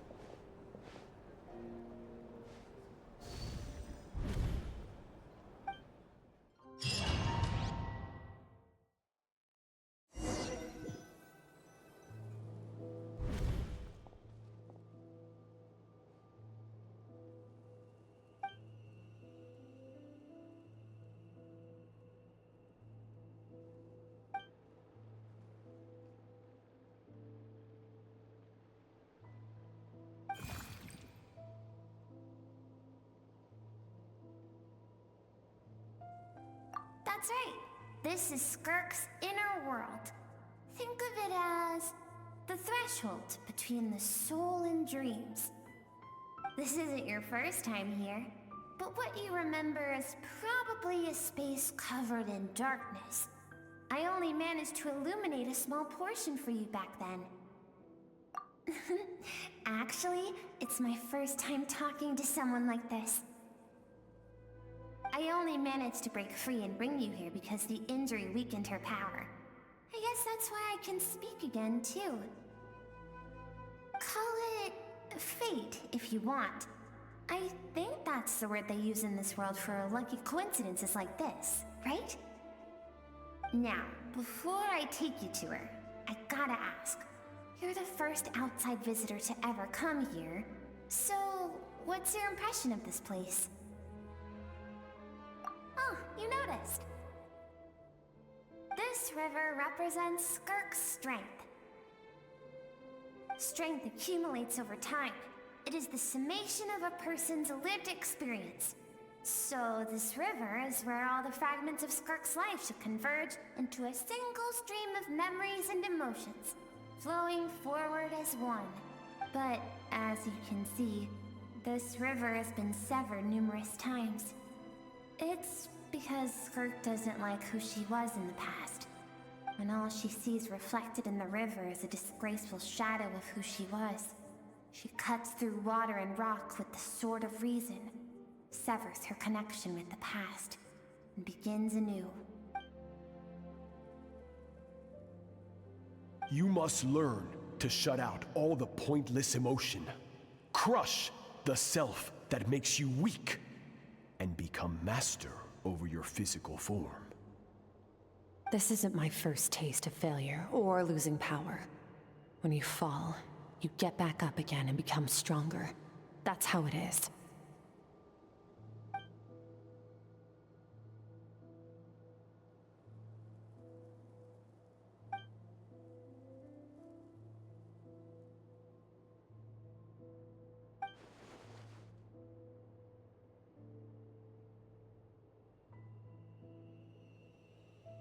The answer to one mystery invites another question, I see.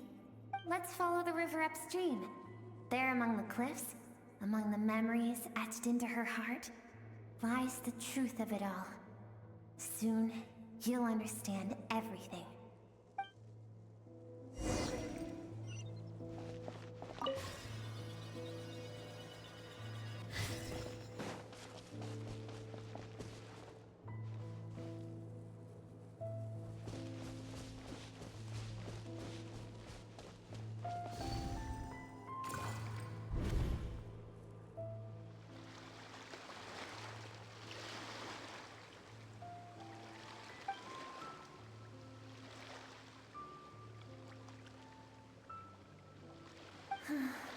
I've always thought that, even when falling leaves don't come from the same tree, they can still form bonds of kinship when they meet. Like meteors, you both made a journey through the stars. Both travelers who have landed on a planet that is not your home. Yet, when she first noticed your presence, although she hesitated for a moment, she still chose to walk away, indifferent as ever.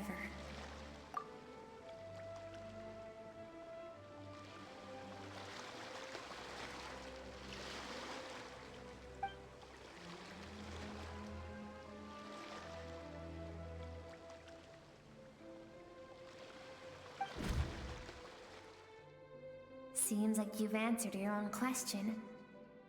Skirk sees herself as a trespasser in this world. She's made a conscious choice to avoid altering its path. But the reason for that decision stems from events much earlier on in her life. Let's keep going. It's still a long way to the source of the river.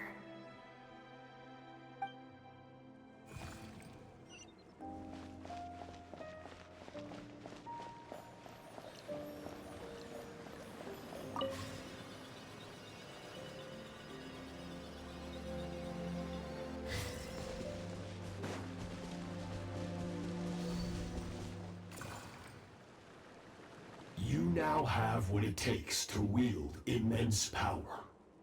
From this day forth, I shall teach you no more. No one can become a worthy warrior through imitation alone. I have given you fangs and claws. Now, you must learn to hunt. You wish me to travel the world beyond on my own, Master? Indeed. Make new friends. Embark on your own journey, and piece together a new future from the shattered remnants of your past. We will still have contact through the abyss, but know this. One day, I will take the life you worked so hard to rebuild, and reduce it to ashes. Just like the fire that haunts your mind. Why would you do that? I have told you before. Fear is the catalyst for human evolution. You have tasted loss. You have known fear so deep it can be felt in the bones. But as living beings, we all have an instinct to detach from that which harms us. And thus pain dampens over time. And the acrid taste of fear becomes but a distant memory. Yet now, I have bestowed upon you the gift of fear eternal. It will drown you in the nightmare of your childhood, or it shall drive you to defeat me, whatever the cost.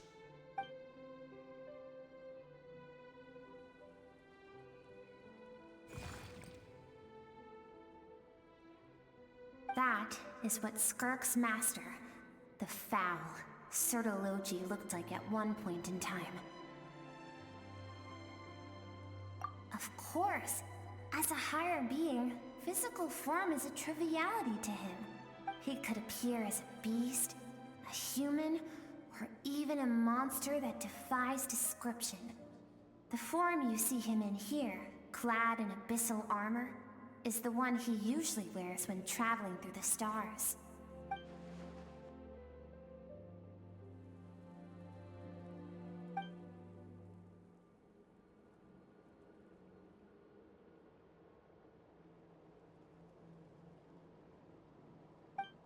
For certain reasons, I need to bridge the power gap between me and my master as quickly as possible. But first, I need to understand the source of his strength. To do that, I need to follow in his footsteps, walk the path he once walked, and somewhere along the way, I'll find out how to defeat him. That is my sole focus and purpose.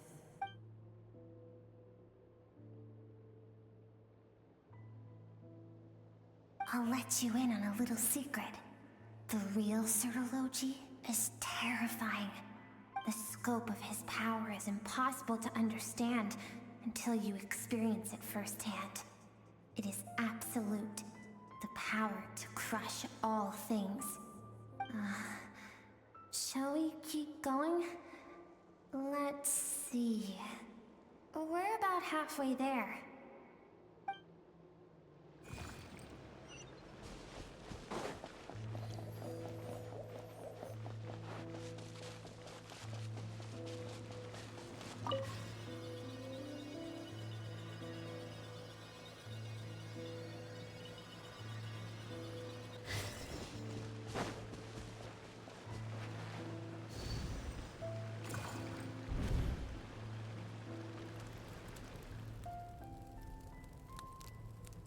We've made it quite a ways already. This is Skirk, when she first began training under Sir Lodi. I have set your broken wrist. Tomorrow, you're to train twice as hard. No tears this time. Good. Attempting to garner sympathy through tears is a habit of the weak. A pitiful, useless ploy. Can I ask a question, Master? Why did you save me? I keep thinking, maybe it would be better if I had died. I wouldn't be haunted by that fire all the time. I wouldn't have to go on like this. I saved you because I have a plan for you. It has been too long since I fought a battle that demanded my full strength, and I hunger for it. Every so-called genius and prodigy I have faced has crumbled like sand underfoot. Before me, even fate bends the knee. So, I will teach you everything I know. Train you by whatever means necessary. In the hope that one day, you might surprise me. But I don't want to draw my sword against you, Master. What you want matters little. Among the boundless sea of stars, the cries of the weak are but faint murmurs that disappear into the void. You of all people know that well. Yes, Master.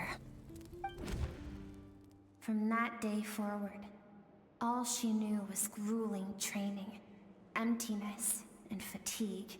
After some time, her talent bloomed, and she gained control over her emotions, like her master. How should I put it?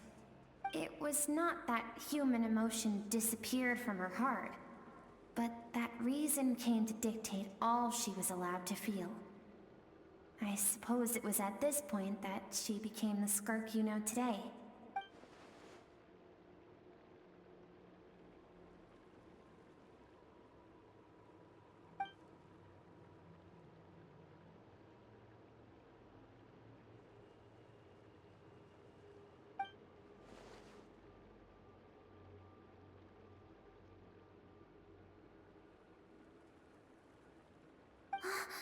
We're nearly there.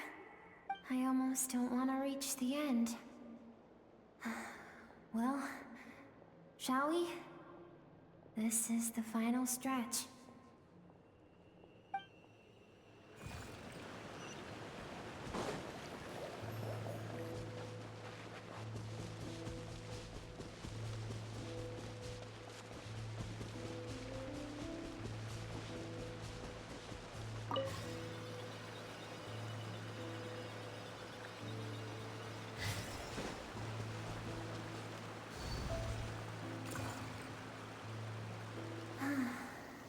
These are Skirk's happiest memories. What a simple and carefree time it was. Wisps of clouds dotted the sky. The sun bathed everything in golden light. And when song filled the air, not even the shyest of flowers could resist swaying along. This is Skirk's homeland. She was so curious about everything as a child. Always skipping school to go exploring instead. There was so much to discover. The treasures at the bottom of the sea. The secrets beyond the stars. And that merchant ship packed with adults wearing those strange clothes. Yes, The ship.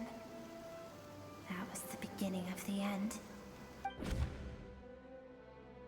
It was a spaceship. When it arrived, the people that disembarked wore smiles on their faces and spoke of friendship. They claimed to be merchants from a neighboring planet, looking to establish trade. Skirk's parents, her relatives, her neighbors, everyone welcomed the newcomers with open arms and allowed them to explore the planet. To them, the visitors were guests and should be treated with hospitality. No one had any idea of what was to come. Several months later, an army of unknown origin arrived without warning and carried out a ruthless campaign to destroy everything and everyone on the planet. Skirk had skipped school that day, like so many times before, so she was not caught in the immediate wave of destruction. But when she came home that day, only fire and ruin awaited her. Countless people cried out to her for help. People she knew and loved. Friends and relatives. The little girl who lived next door. The shop owner with the bad leg. The bad-tempered teacher she had made fun of just that morning. Their lives were discarded like worthless trash as the fire consumed one life after another. Skirk was helpless. All she could do was run. And so she did. She kept running until an unexpected figure crossed her path. If Sertology hadn't been there in that moment, the fire would have claimed her life too. And there she would have remained, left to rot in the scorched earth, with no answer as to why any of this was happening. Because she and her people were seen as a threat. As the initial merchant ship explored the planet, they discovered that it hadn't always had the condition to support life. Yet there was evidence of human activity, even during the periods of extreme heat or cold in the past. Further research revealed that, over time, the people of this planet had evolved the ability to adapt to any type of environment or energy source. For that reason, the outsiders viewed them as a potential threat, and decided to eliminate them before the threat could rear its head. And so, the army was called, and the so-called danger was wiped from the face of the planet. Senseless, isn't it? Deemed a threat because of a gift they didn't even know they had. Perhaps it was their own innocence and kindness that doomed them. But in the end, that was lost to the blaze as well. If those with power get to decide good and evil, then all you can trust in is the sword in your hand. And so, before death could claim her, she ran. She ran and never stopped. No one wants to relive their most painful moments. Well, that brings us to the end of the story. This is as far as we can go. Skirk is waiting over there. For both of us. Let's go to her. It's time to fulfill my purpose. And my greatest wish over all these years.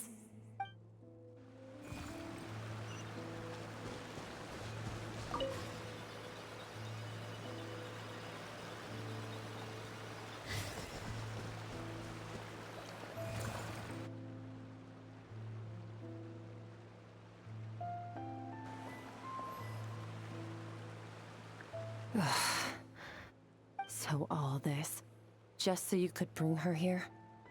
I have things to say to you. Well, to me. I want someone to witness our reconciliation, even if it takes an argument to get there. And she is the best choice in this moment. Her suppressed emotional self. The version of herself she keeps locked in the recesses of her mind, stifled by reason. All those rejected impulses, those discarded aspects of your past selves, they are a part of me now. I am who you used to be. Someone you have refused to face for too long. So, I came to face you instead. You're wrong. I've faced you all along. And that's exactly why I keep you locked here. Your existence makes me weak. Moments of joy and longing are when we are most vulnerable. Don't forget, it was a penchant for goodness over reason that doomed our homeland in the first place. The vastness of the universe renders everything insignificant. Our feelings most of all. Even so, learning from the mistakes of the past doesn't have to mean erasing everything.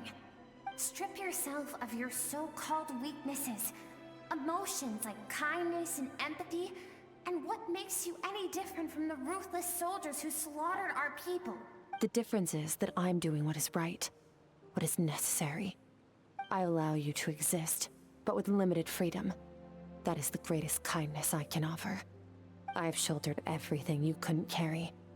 I rose above the numbness and emptiness, and it was cold, unfeeling reason that brought me this far. It made me who I am. It made me strong. That is the problem. I want to shoulder those things together. On the grand scale of the entire universe, maybe our feelings are vanishingly small, but why should that mean they don't matter? Emotion gives warmth to the cold expanse of space. It gives meaning to the world around us. Think back to those nights of gazing at the stars, those afternoons of exploring the unknown. Think back and let them grant you peace. A brief respite from the pressure you put on yourself. That isn't what we need. It's exactly what we need. Aren't you curious about why recovering your strength has taken longer than normal this time? Finally, you get to the important part. That is the only answer I came here to find. Then look around. Look at your inner world. You cast aside your dreams and curiosity, and in doing so, you lost your original motivation. You severed all connection to who you used to be, so you can no longer draw strength from your past. Now, the only things driving you forward are fear and survivor's guilt. But these cannot take you far enough. And so, this river, the source of your strength, grows more polluted by the day. And you think that means I should seek help from a weak little thing like you?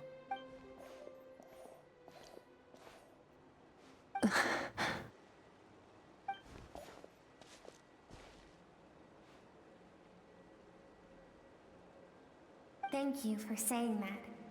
I knew bringing you here would be the right choice. To be honest, I'm not here to argue with you. This isn't about who's right or wrong.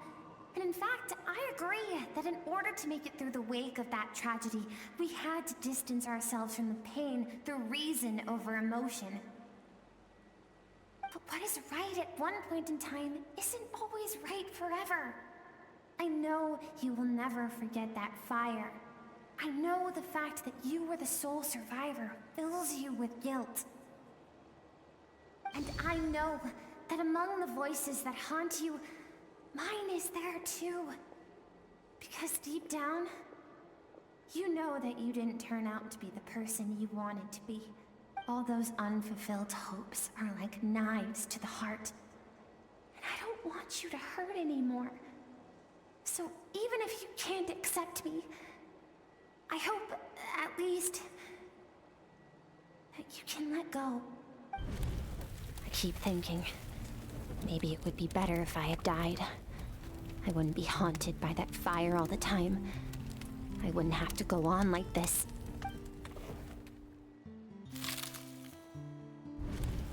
Your dad and I, we're not afraid to stare death in the face, but we need you to survive.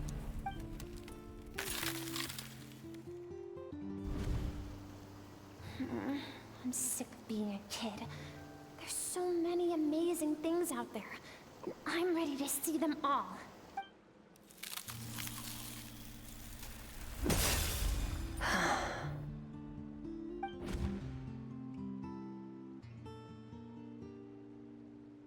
I remember. There was a song Mom and Dad always sang when we went out to fetch water. Dancing water. The sand along your path is begging for your song and movement. Will you carry this burden with you on your journey? I am not the dancing water, and you are not the burdensome sand. But if this is your wish, then I will carry you with me until the end. Thank you. I should be thanking you.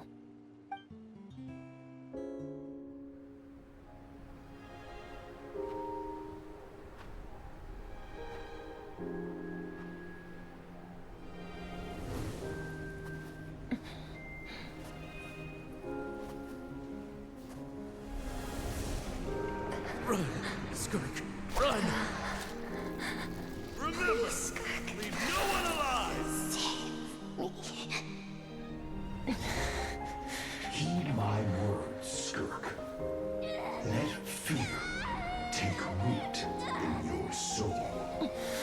Did you survive? Why was it only you? Skirk, did you become a positive light in this world?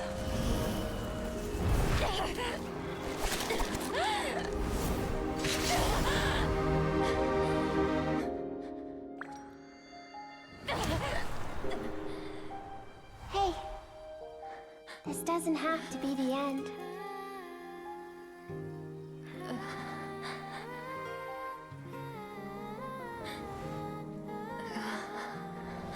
Life is a gift. Don't let darkness claim it.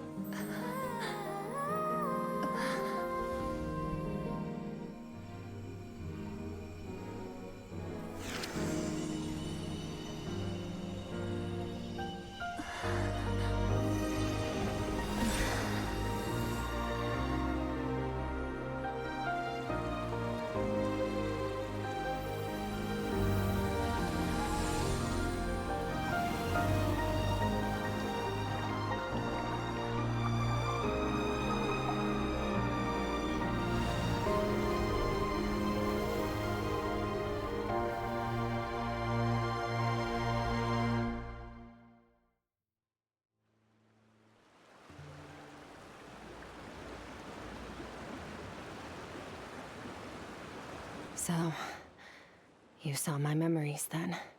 I once asked my master if survival of the strongest was the law of the universe. He said no. But in a world without order, those with no moral boundaries tend to be the ones who survive. That's why, after hearing his answer, an idea came to mind. An idea that, one day, I would create a new world order. One in which there would never be another tragedy like that fire. One in which power was not the law of the land. But that means I must defeat him. Because my master, Sertologi, is, at the core, a defier of all rules and order. Yes, and not just because of the gap in our abilities, but also because I have no reason to see him as an enemy. Although his decision to train me was not made out of kindness, he did everything a master should.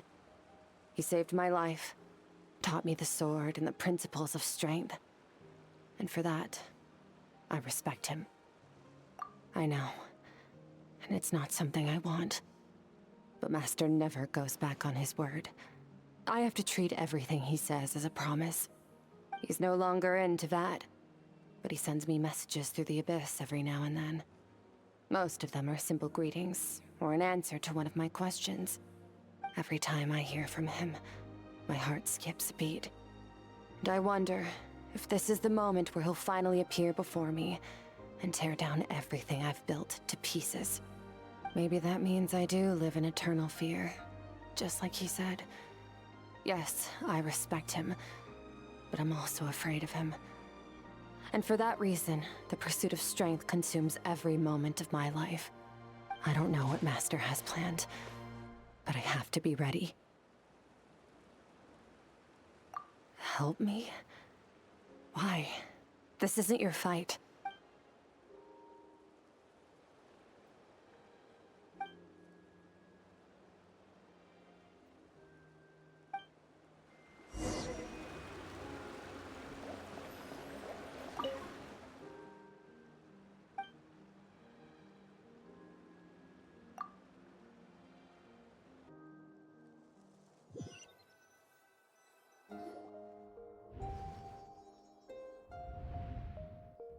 Oh, you're finally awake!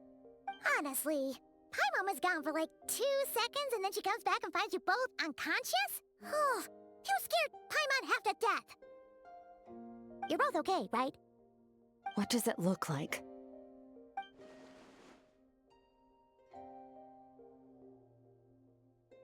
Only water from the source can cleanse the rot and filth that flows from the past into the future. I taught you to incorporate the experiences from your journey into how you fight. I suppose what happened today will become an inseparable part of who I am. Okay, so Paimon feels like she's missing some important context. But whatever. Paimon brought back tons of delicious snacks! Let's dig in! All right, it's about time we finished what we started. We're gonna deal with this thief for good, right? This time, I'm not going to tell you to hold back. But having digested even more power in the meantime, he's going to be tougher than before. The good news is, we have no reason to pull our punches this time. So, let's go. Same place as last time.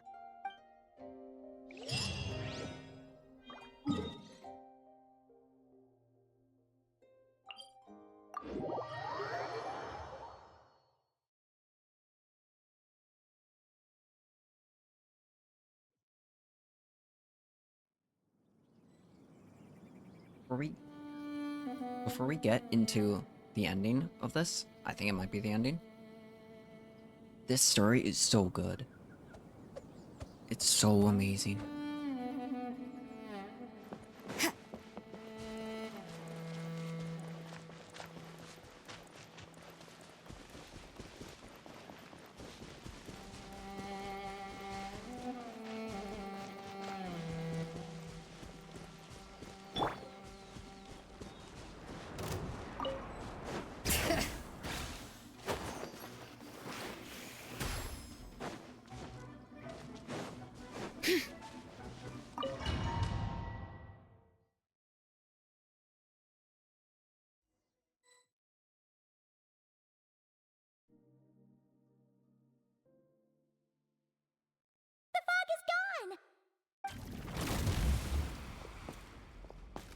Wait, isn't that the form the all-devouring narwhal changed into? How come he knows that, too? Really? So, you're telling Paimon that giant whale and this guy can both turn into the fowl? How did— It's a subconscious instinct. Any intelligent being who longs for his level of strength is bound to mimic his appearance. It's a natural response after encountering someone as powerful as Master. To them, he represents ultimate power. We know the person before us has encountered Master, and we know he stole a portion of my power. So it's not surprising that he would assume this form. Okay. Oh, the closer Paimon looks, the more intimidating it gets. Nervalette isn't here this time, so it's up to us. He won't have the nerve to steal again after we're done with him. Let's teach this guy a lesson!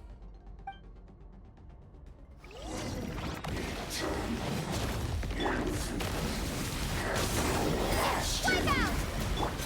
Surge power!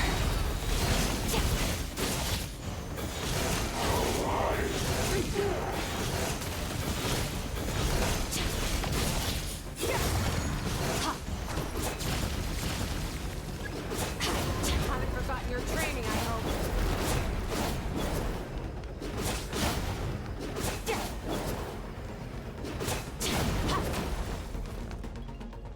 Annihilate power.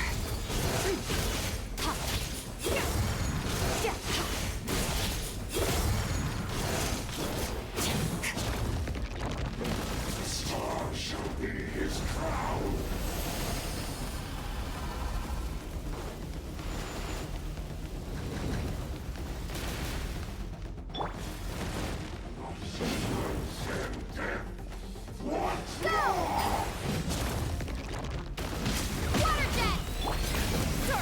Mine to wield.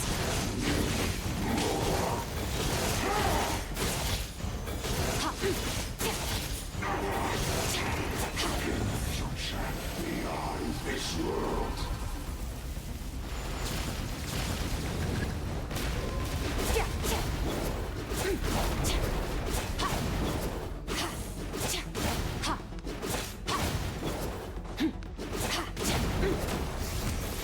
Mine to wield.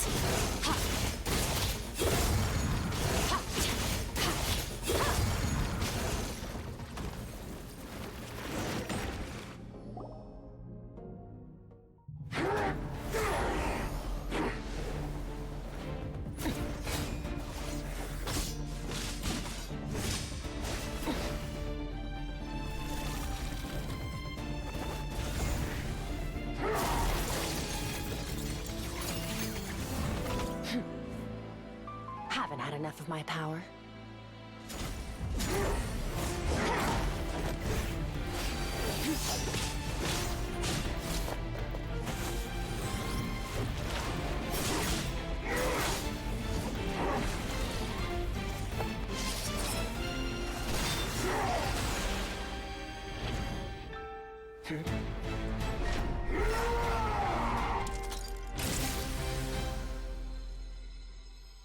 Well then, let's see how much more of this power you can handle.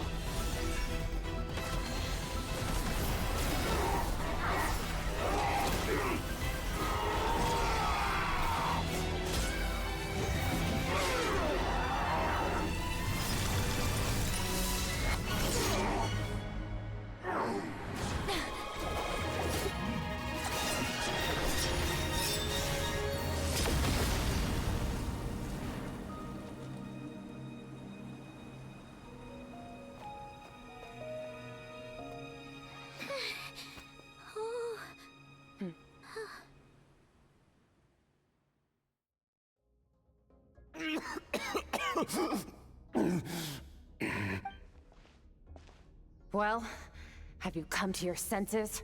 You saw that my body was at its limit. So, you deliberately channeled your power into me, knowing that it would destroy my shell from within. Such power, such keen battle instincts. So you must be... Skirk, Sertologi's disciple. How long has it been? How long has he been away from Tevat? Hundreds of years. Hundreds? Sorry, it's a lot to take in. I should introduce myself. I am Skofnungar, a friend of your master and one of his followers. This is the first time I've heard your name, Skirk. But hundreds of years ago, I knew you existed. And I knew you would come here. Hundreds of years ago? Sounds like you and Master have quite the history. Care to tell us about it? Of course. Might as well take advantage of a clear head while I can. The story starts a long, long time ago. I was born into a noble family in Conria. As the eldest son, I was set to inherit our title. But I contracted an incurable illness as a child, and everyone gave up on me. I trained the sword harder than anyone else, defeated all of my peers. But it was all in vain. When other people looked at me, all I saw in their eyes was pity, or a strange glee in my misfortune. Even my parents were just waiting for me to die. Over time, my heart hardened, and I became aimless. That was the point where I met your master, Sertologi. We were similar in age, but different in background. He was born in prison, the son of criminals who had been sentenced to death. He spent his childhood wandering the streets, facing more criticism than the literary works in the Universitas Magistrorum. Yet, he always wore a smile on his face, as if kindness and malice were one and the same, and he could not see the difference. I still remember what he said to me when we first met. You need to fight to survive. Even if it's a losing battle, it should light a fire under you. How can you sit back like this and go down without a fight? That does sound like something he would say. He was the first to acknowledge that I was worth something, and he inspired me to keep going. When we sparred together, it was the first time I'd actually felt the thrill of combat. When I was 10, he stole forbidden research materials and managed to cure my illness. It was like there was nothing in this world he couldn't accomplish. When it came to the human form, he was always intent on pushing the boundaries of possibility. But somewhere along the way, I fell behind. My talents were nothing compared to his, and at some point, I realized he had pulled so far ahead, I was too embarrassed to even ask him to spar. After his grand endeavor was successful, he sought me out and said to me, "This planet no longer holds anything of interest to me, so I'm leaving. But first, I have an offer. I can use a power I have just refined to break the curse of immortality for you. Your death was once what we worked so hard to prevent. But the immortality you now face is a different kind of pain altogether." I'll pass. Immortality doesn't sound so bad to me. Since I can't die, it means I have an infinite amount of time to get stronger. Maybe I'll finally catch up to you one day, and we can spar like we used to. Are you sure? I cannot say when I will return. Your body, or rather, your soul, might not be able to withstand this curse. All I can do is try. After all, a wise man once told me, people need to fight for their own survival. Wise indeed. Nevertheless, if you grow weary of the pain of immortality, and wish to experience a good sparring match before you wither away, seek out my disciple. Disciple? Never thought I'd hear that word coming from you. Nor I.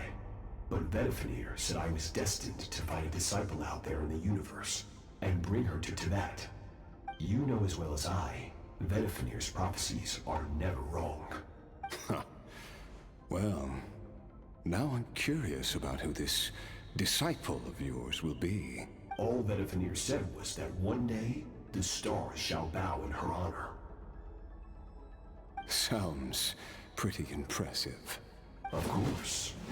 Only the most outstanding people would have the right to become my disciple. Still self-assured as ever, I see. But you're not wrong. I'll be leaving then. Oh, and if you are serious about getting stronger, I left you a little gift in the primordial sea. As I've said before, walk whatever path you want. Freedom means even the wicked get to make their own choices. Waiting for me in the primordial sea was the all-devouring narwhal, already beaten into submission by Sertologi. In its weakened state, I was able to cut off part of its flesh and sew it into my own heart. Your heart? That sounds like torture! How did you even survive that? Because, of course, I bear the curse of immortality. So, You used the curse to turn yourself into a vessel for power. Even with that whale's ability, devouring power like that is not something the human body can withstand. With your body and soul constantly at the breaking point, it was the curse of immortality that sustained you, but that is not the path to strength. You have to pour your heart into it, work for it, dream of it. Instead, you stole something that didn't belong to you, and it backfired. You're right.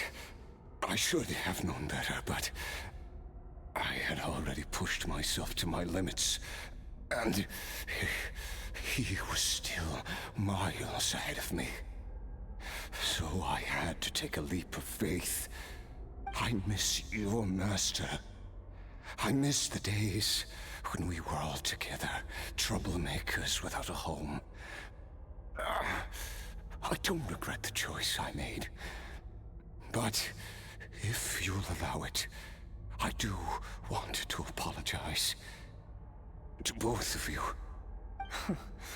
After the beating we just gave you, I think we can call it even. You're an interesting one as well. Sertologi's disciple. That's a lot to live up to. It can't have been an easy experience.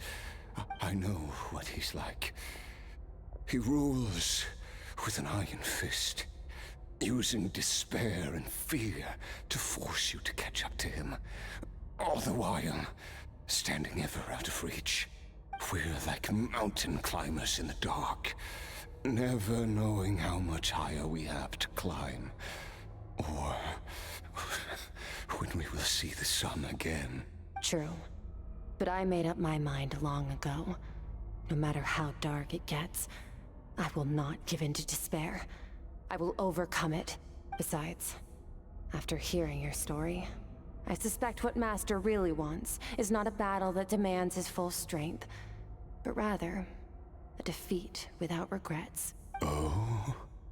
Since you're his friend, you must have some things in common.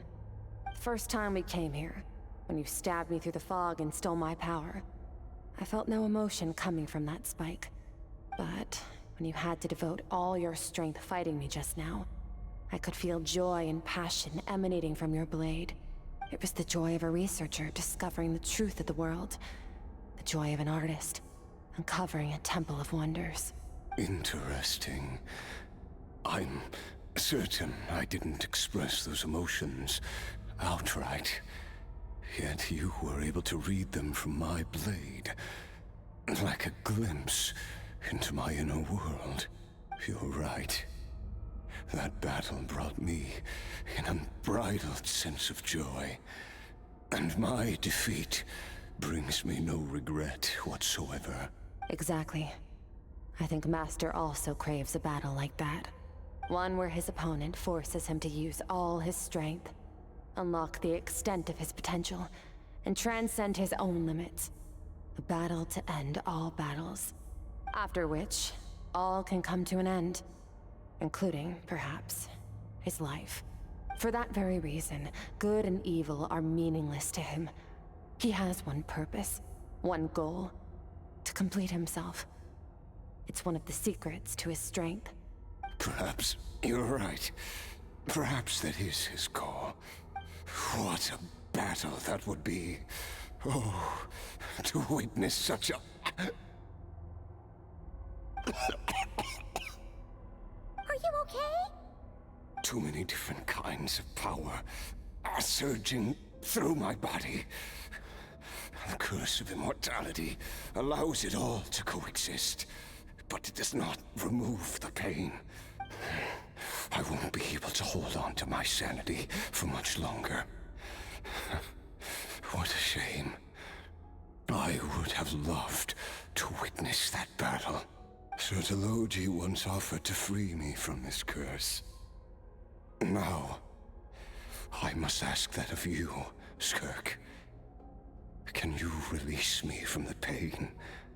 I can, but not through death, if that's what you were hoping for. It's not a suitable punishment for your crime. As an alternative, I can take your consciousness, along with all the power you've consumed, and smash it to pieces. The impurities will dissipate, and under the curse of immortality, your mind and body will regenerate. When that process is complete, you will be back to who you were before, no longer tortured by powers you can't control, but it will be a time-consuming and painful process. The decision is yours to make. I accept. And who knows? Perhaps I'll wake up in time to witness your great battle with Sortologi. I have faith that you'll be able to stand against him one day. Though I know it'll be a long and arduous road. If we are climbers in the dark, it appears the dawn has finally broken for me. But your ascent continues. At least, it looks like you are not alone on your journey. I will reach the top of this mountain, no matter what it takes. And you, Skofnunger, will be my witness at the end of all things. That's finally over. Let's get out of here. Huh! At least we don't have to make a mad dash for the exit like last time.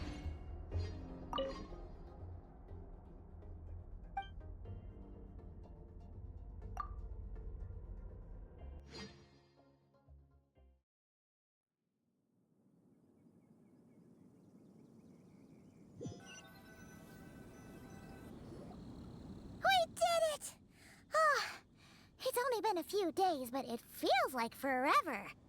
Once again, we've proved there's nothing we can't overcome. We're just that awesome. Wow, you sound even more confident than usual. Guess you really have become stronger. Today sure went by fast. It's night already. Oh wait, that reminds Paimon. The stars you mentioned, the ones that died out, are they back now? Yes. The power Skofnunger stole has been returned. So, the stars have regained their light. Great! Huh, it's crazy that you even noticed their light was gone. There are so many stars in the sky. If a few disappeared, Paimon definitely wouldn't be able to tell. I suppose it's because I have gazed upon this sky for centuries. The false stars, hanging in the meticulously planned sky, glittering with rotten light. It's not real. And yet, it is for that very reason that I can look upon it and enjoy the momentary peace it brings. Even the most beautiful of bubbles has to burst. We will return to the real universe one day, whether of our own volition or not. Time marches ever forward. Even the innocent and naive will taste life's bitterness. Yet through hardship, we grow until we learn to seize the sands of time for ourselves and uncover our true strength. Though we gaze upon a false sky, its vastness and majesty is palpable. One can only wonder, what is it going to take for kindness to reign supreme in the vast expanse of the universe? Ugh, this is all going over Paimon's head. But if she knows one thing, it's that the Traveler always finds a way. Ever since we met, she has filled Paimon's days with happiness. No matter how tough things get, she always finds a way to make it better. If it's too big a job for one person, then we'll do it with two. And if two's still not enough, then three. We've met so many amazing friends and accomplished so many amazing things. As long as we don't give up, we can make any wish come true. I suppose when it comes to you, anything is possible. Well, I should be going. Now that my power is no longer isolated from my emotions, I need more practice to get used to it. I suppose fate will decide. Maybe we'll bump into each other on the street. Or maybe we'll reunite on a different planet entirely. Regardless, reunions and partings are but passing moments. More than anything, I hope that, at the end of this journey, wherever it takes us, we stand in a world reborn. One without war, pain, or forced partings. One where new life can bloom. Even where there was once nothing but scorched earth. For this, we must all work to become stronger. If that's what you want to call me, I won't object. Goodbye. Bye!